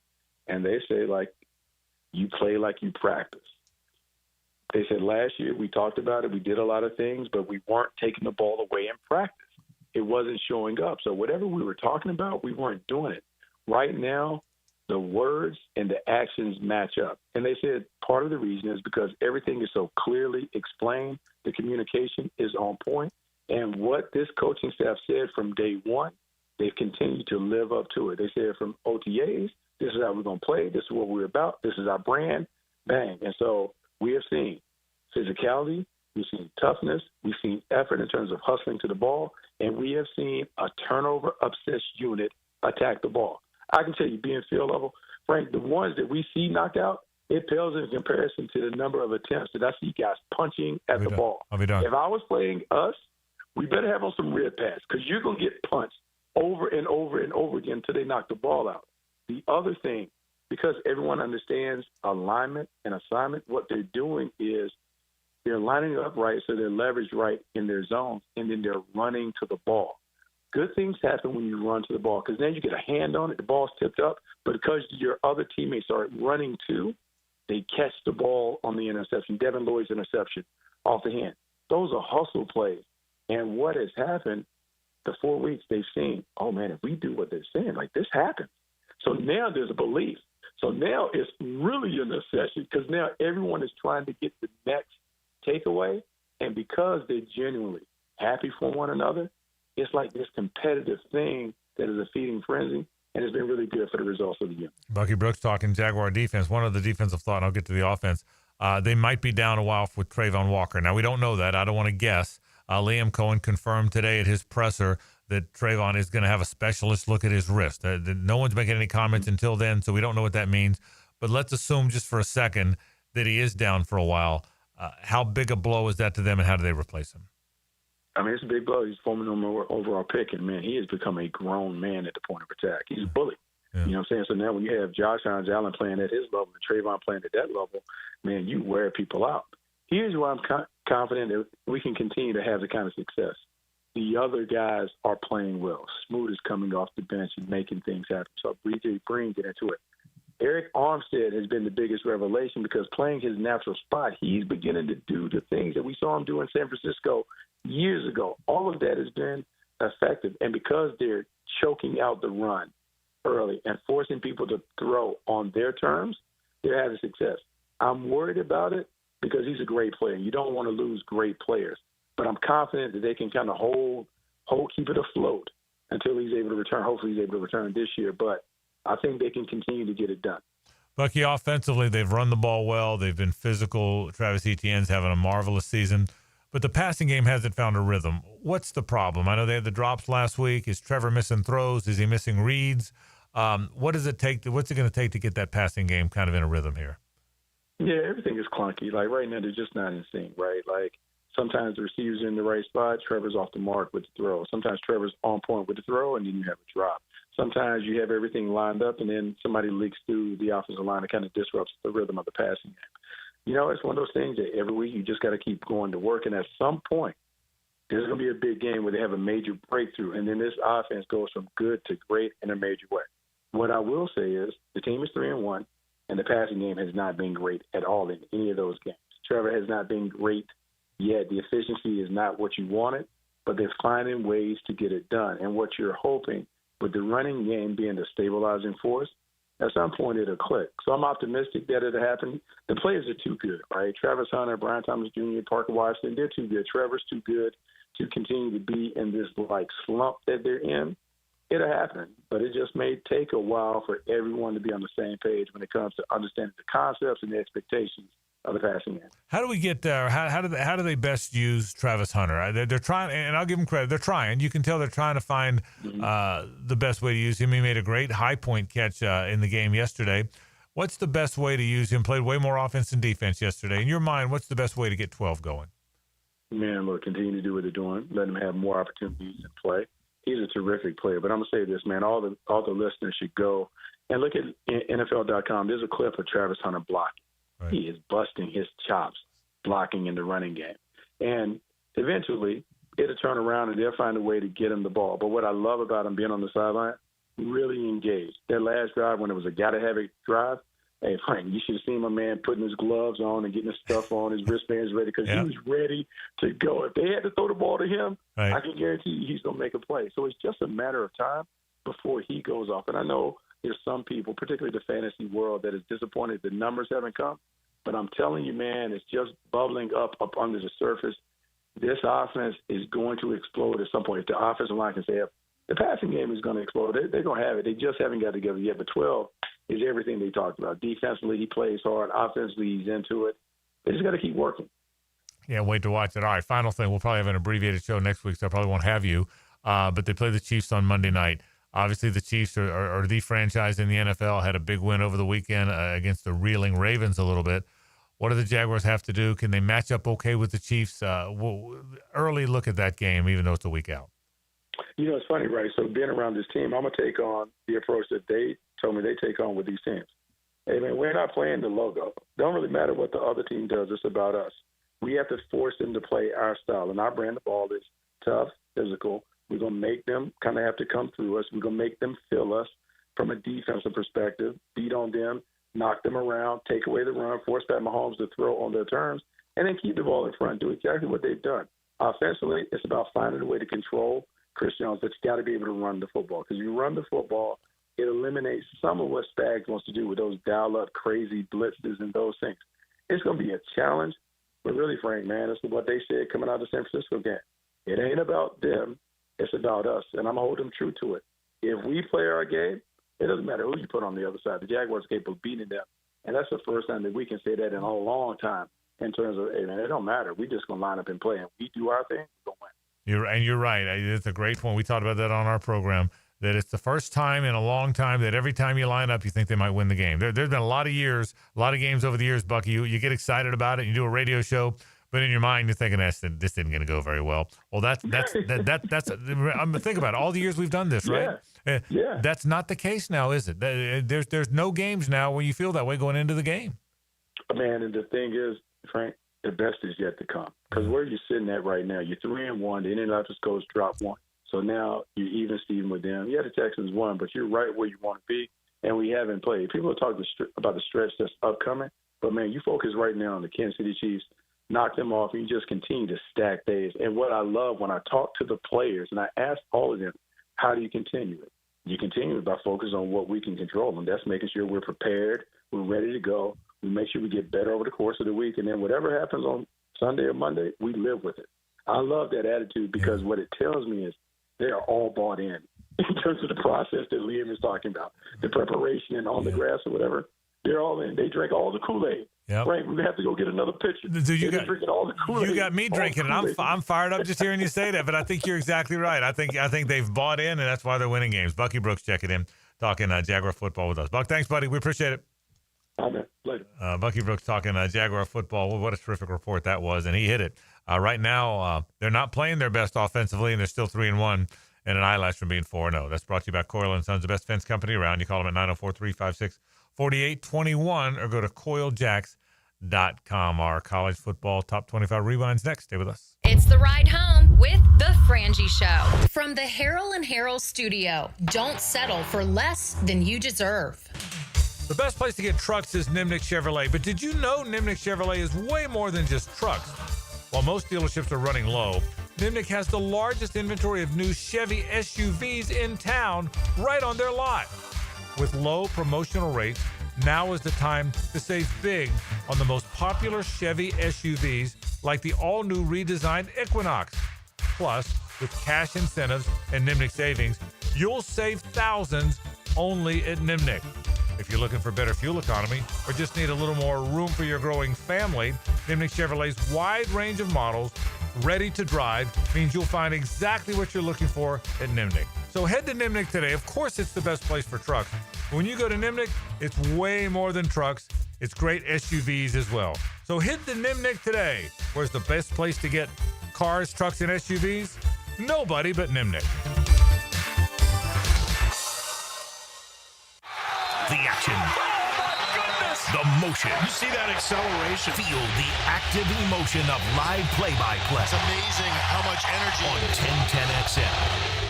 Garrett Scantling here, and once again, thanks to Southeast Orthopedic Specialists, I'm back to training for the 2028 Olympics in LA. My torn hip labrum issue is resolved thanks to Dr. Doward, and Dr. Acevedo keeps my feet healthy too. Training and competing, that's what it's all about for me. And Southeast Orthopedic Specialists has me in top condition. Relieve pain and get back to life. Southeast Orthopedic Specialists. I'm Frank Frangie. Now, I've been telling you about my daughter Amber's journey with Awaken 180. Well, ready for this? She has now lost 60 pounds.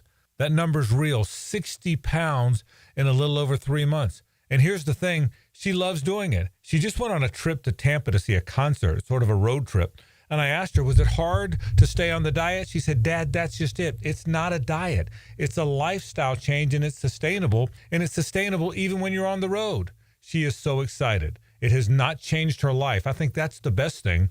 It's a lifestyle change, but it doesn't ruin your life. She's loving her life, and she's so excited that she's been able to lose all that weight. You can do the same thing. You can kickstart your transformation. Call 844-346-1800 or visit awaken180weightloss.com. It's working for Amber, and she's so excited, and I promise you it can work for you. 844-346-1800 or awaken180weightloss.com. Get ready, poker players. The World Poker Tour is coming back to Best Bet Jacksonville from October 30th through November 18th. It's your chance to become a World Poker Tour champion with 14 different poker tournaments to play, including the Best Bet Scramble, a $5,000 no-limit hold'em main event with a $1 million guarantee. Satellites and mega satellites are going on now at Best Bet Jacksonville. For the full WPT schedule and more information, visit bestbetjacks.com. That's bestbetjacks.com.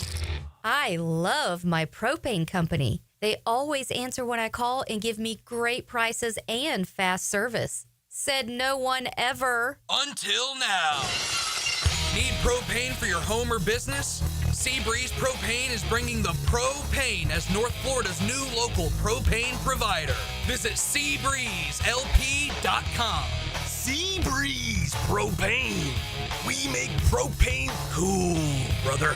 Oh, yeah. Hey, Hey, Jacksonville, I'm sure by now you've seen our bright green GFL trucks and containers throughout the greater Jacksonville area. We are an industry leader in solid waste and would love the opportunity to earn your business. We are committed to customer service, reliability, and have unwavering focus on safety. Whether commercial or construction, let us haul your waste away. Call 904-760-5880 to get a quote today. GFL, green for life. 1010XL, presented by Farah and Farah, exclusive injury law firm of the Jacksonville Jaguars. Still, present, ready. Farah doesn't flinch. Time now for the college football Top 25 Rewind. Brought to you by the law firm of Woolsey Morecambe. Take the fear out of the fight. Here's Hayes Carline. What a weekend of college football, and there has been dramatic movement in the AP Top 25 poll. JJ is our pilot here. JJ, let's start in Charlottesville. Here comes the blitz. Castellanos in trouble. Heaves one towards the end zone. Intercepted. It's over. Virginia has done it. Virginia stuns Florida State 46-38 in double overtime as quarterback Chandler Morris accounts for 5 touchdowns. FSU ran for 256 yards and passed for 258 yards, but it wasn't enough. Great game on both teams. Two good teams and a really well-played game. What a dramatic Friday night watch that was. That was about it. And again, look, if you're an FSU fan, you're devastated. I get it. We've all been there. But watching it neutrally, what a watch that was. It was one of the best college football games I've watched in a long time. It really was. Congratulations to Virginia, and FSU will bounce back. That was a tough loss, but what a great game. Virginia debuted in the poll at number 24. The Seminoles fell 10 spots to number 18. I was a little surprised it was that harsh. Yeah, I was too. But yeah, the good thing is you got Miami coming up right now. You beat Miami, you go right back up to that top 10 or certainly close to it. Yeah, no doubt. JJ, we're on to Oxford. On 4th and 3, it's right, and he's wide open. He should just go down in bounds, and he does. Great call, Greg, and great call by Lane Kiffin and Charlie Weiss Jr. Trinidad Chambliss continues one of the most remarkable stories in the sport this season. The backup Ole Miss quarterback throws for 314 yards and a touchdown as the Rebels upset LSU 24-19. This game was hardly a fluke as Ole Miss outgained LSU 480 to 254. And that pass to the tight end was after Chambliss scrambled and went out of bounds. He pulled a Trevor. Instead of sliding in bounds, and you could see Kiffin going, "Oh, you did not just do that. You did not just do that." And but they came back and hit the play. Very similar both games, and the play call was similar. Very similar. Finding the tight end in the flat.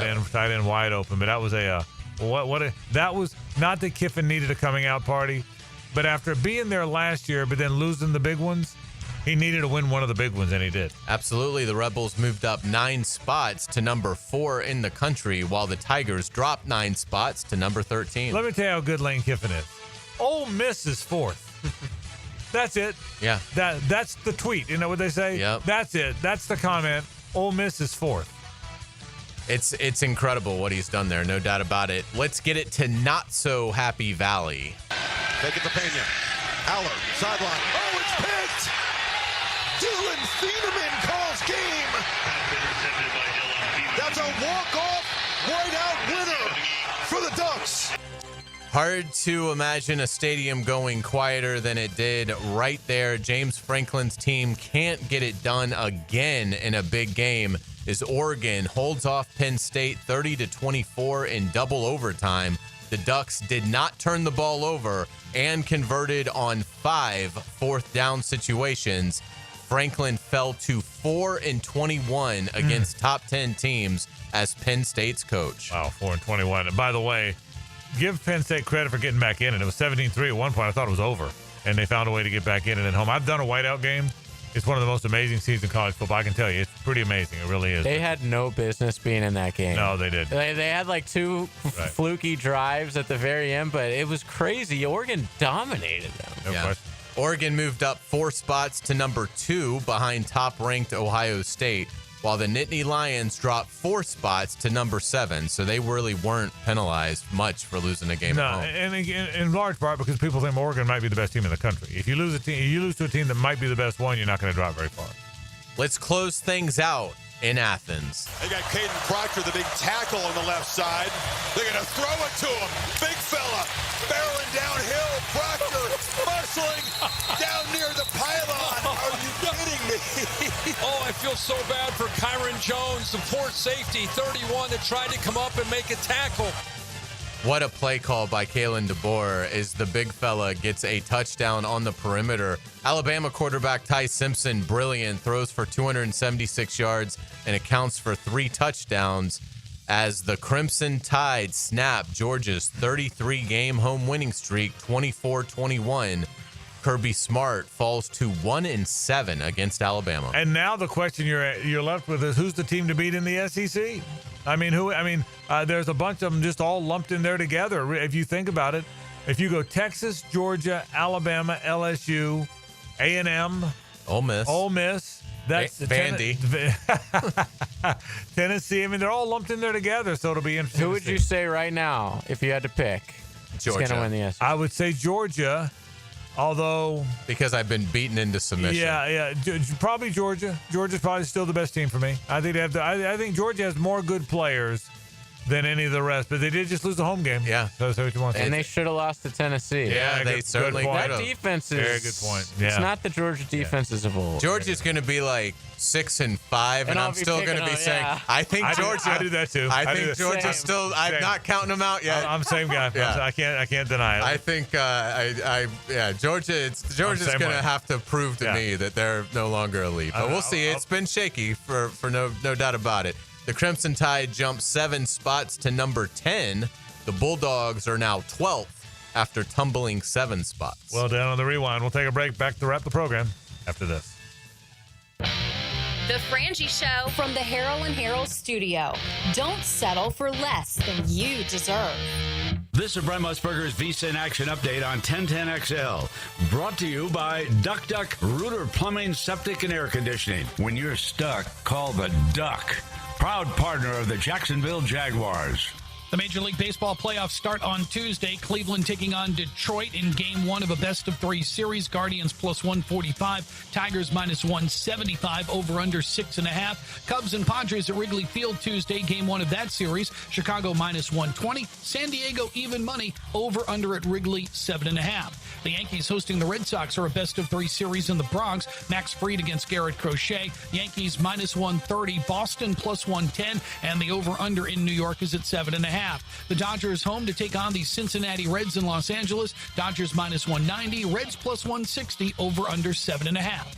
Cash back for every bet with a GBank signature Visa card. VSIN.com/GBank. I'm Tony Desiri with your Visa in Action update on 1010XL. Jacksonville is football season, and Duck Duck Rooter is proud to be on your home team. As a proud partner of the Jacksonville Jaguars, we tackle plumbing, septic, and air conditioning problems with championship-level service. Keep an eye out for our custom Jaguar wrap plumbing vans rolling around town. They're hard to miss and always ready for the next play at your home or business. With thousands of 5-star Google reviews and the only master septic contractor in Northeast Florida, trust Duck Duck Rooter to keep you in the game. Call 904-862-6769 or visit duckduckrooter.com. Duck Duck Rooter, when you're stuck, call the Duck.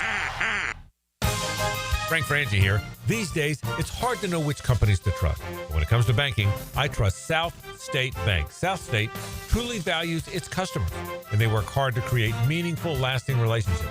I love going into my local branch. I see the same smiling faces I've seen for years. South State is the largest bank headquartered in Florida, so they're able to offer all the banking services you need. You can trust South State Bank. Banking forward. Member FDIC, equal housing lender. Rick Ballou for Coy Dental. That's right, Carlson Dental is now Coy Dental. Dr. Lee has been practicing there for 9 years, has purchased the company. The Coy Dental team still has the same great dentists and staff. And remember, if you get nervous visiting a dentist, don't. There's never a problem at Coy Dental with light sedation for cleaning and deep sedation for all your restorative needs. Coy Dental, located in Bartram Park. Get this thing unwrapped here. Fries. Pross, what in the world are you doing working on your Duval? That's right. Dan, I really identify with Duval. You live in St. John's County, knucklehead. I mean the Duval sub, the Daily Stash Duval. Turkey, ham, melted cheddar, and habanero jack cheeses. Lettuce, tomato, crispy and fresh, like me. I'm sure there's a Daily Stash sub that sums you up. The boss.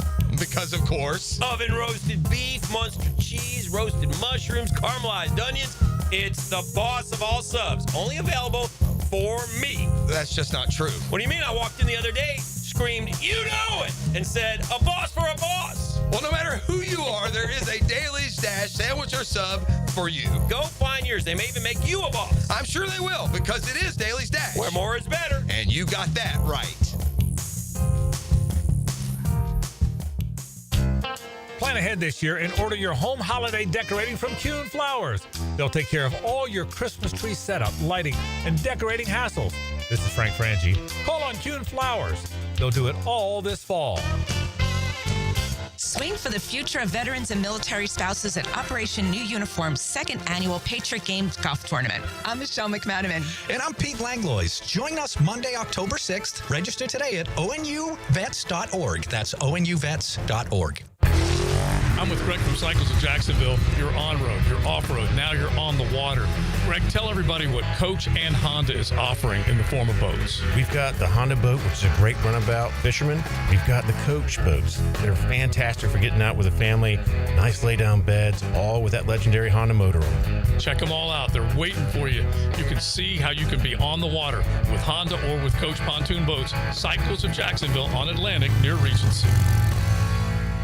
Rick Ballou here with the congratulations for John's Auto. They've been in business in Jacksonville for 40 years. That's right, going all the way back to 1985. Right now, they'd like to thank each and every one of you who's ever gotten their vehicle serviced at John's Auto. So, car, truck, or diesel, all makes, all models, whether it's a routine maintenance or a complete engine overhaul, go to John's Auto on Arlington Road, JohnAutomotiveJacks.com. 1010XL, presented by Farah and Farah, exclusive injury law firm of the Jacksonville Jaguars. When it's game time, Farah doesn't flinch. Now the cool down with Donovan Air, Electric and Plumbing, keeping Jacks cool since '87. Today's been a good show. We talked Jaguar football. The Jaguars put it on the 49ers, and we also talked a little bit about the Liam Saleh exchange afterwards. Now that's behind him. It's time to get ready for the Chiefs. We had talked a lot of football and a great win for the Jags. Bucky Brooks joined us at 5:15. His report was terrific. If you haven't heard it, go find it on demand. I thought he really, this is a guy that's on the sidelines for our broadcast. It's a guy that's with the players that interviews Liam right after the game. I mean, this guy's as connected as anybody, and his reports on the Jags every Monday are really good, so he did a terrific job there. Hayes had headlines and the college football top 25 rewind. We talked FSU Virginia, which was a fantastic game, as was Bama Georgia, as was Ole Miss LSU. Great weekend in college and pro football. We even talked a little bit about the Ryder Cup, the weird ending to that, and that is where we've been on the post over the course of the show today. Now, you have something to give away? I do. It's a Victory Monday. We want to keep the vibes going, we've got 2 tickets. Our friends at the farm at Okefenokee, they're having that wonderful dinner Saturday, October 18th. Again, the farm at Okefenokee, about an hour north of here. It's in Folkston. It's a beautiful property, and the dinner is going to be incredible that you get. It's Congaree and Penn are their partners, so obviously a lot of you have dined there and know how great that is. And these tickets this is not a cheap event. These tickets go for about $150 a piece. So we're giving away a pair, a $300 value. And again, you'll have a wonderful experience. This place is so unique. You'll really enjoy it. Let's do caller number 3 right now. Love it. 641-1010. And again, you can check out the farm at Okefenokee, okefarm.com. Yeah, we've been up there one time, just you and I, and we're going to go back with our wives and really have a big time. It's really good what they do. The way you've heard Hayes and I talk about it. They're selling these cabins up there, which are gorgeous. All your food's right there. The community's right there. The land is gorgeous. The amenities are incredible. They really are. You'll have a great time. Yeah, you really will. So good luck and hope you win. I hope that's exactly right. So caller 3 right now at 641-1010. I'm excited about football, man. We're almost out of time here, but I will tell you, I was jacked up calling that one. I'm sure that one was It's just there's something about this team. Was Deneen breaking shoulder blades? Losing his mind like he always is. He's always losing his mind. He's such a good dude. I now have people all over Twitter saying, I got to know his name. Who is this guy? Oh, yeah. I said, listen, I don't know if he wants, but hey, I got to know his name. So it was a good broadcast. It was a good broadcast. It was a fun broadcast. And look, I'll say what I said to you last week. Bucky and I just said it a moment ago. In the 12 years I've called these games, in the 31 years we've had a team here, there have been far too many games that we get ready for the weekend. We're excited about the weekend. We're excited the Jags are going to be playing. But in our heart of hearts, we thought this ain't going to go very well. Before we ever went to Buffalo last year, you kind of had a feeling that wasn't going to go very well. The times you've played the Patriots or the Chiefs over the years, it's probably not going to go very well. I don't know that we're going to feel that way about this team at all. I really don't. I think there's very few games where you're going into the game thinking – this isn't going to. Do you agree with that? I mean, there's almost no games you may not win them, but you like the chance that you're pretty doggone good chance you're going to win the game. The good franchises have that every time they play. We haven't had that in this city, and I think we have it now.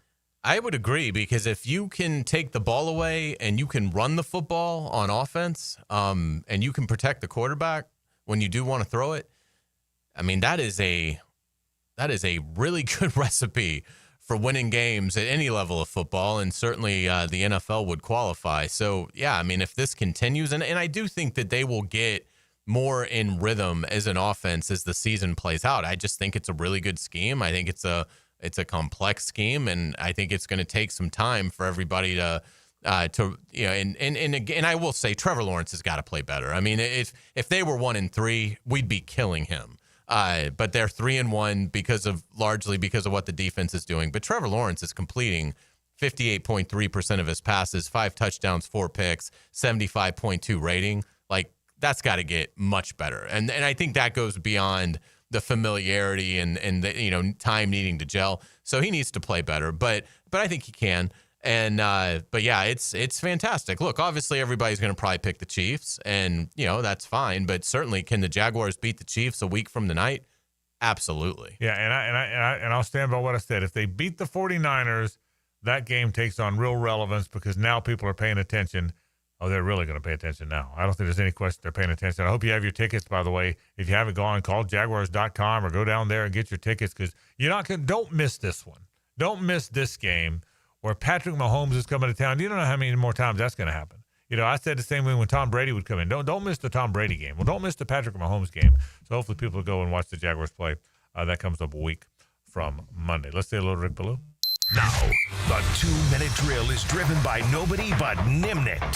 Nimnicht Chevrolet on Cassett Avenue and Nimnicht Buick GMC on Phillips Highway. Good win for the good guys, boy. Rick. Oh, boy. Physical. They were physical out there on the left coast. Yeah, no doubt about it. I think you scratch off another box, something they couldn't do a year ago, that they found a way to do it here. And typically you win the turnover battle 4-0, and you get a special teams touchdown, and you run for 151 yards. It's a blowout. Yeah. This wasn't. This was a tightly contested game until 3 minutes, less than 3 minutes ago, the strip sack by Eric Armstead. But that's what's pretty encouraging about this football team. Hayes and I talked about it this morning during Duval Rundown.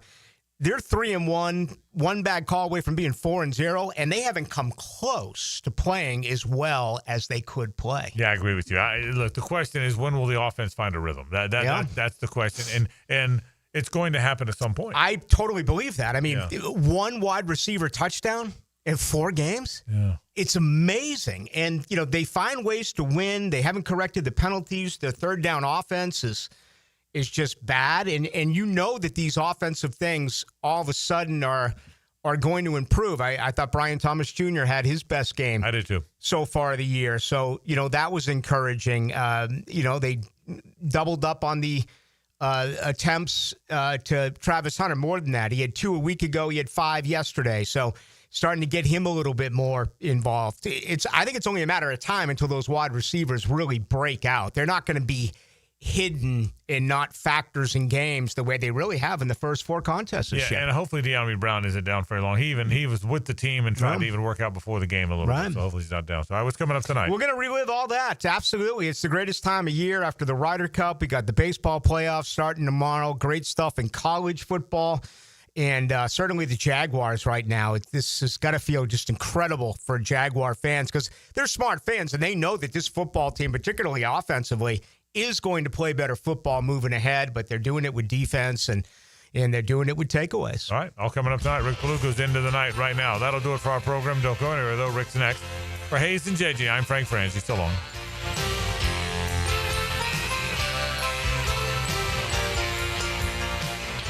The Frangie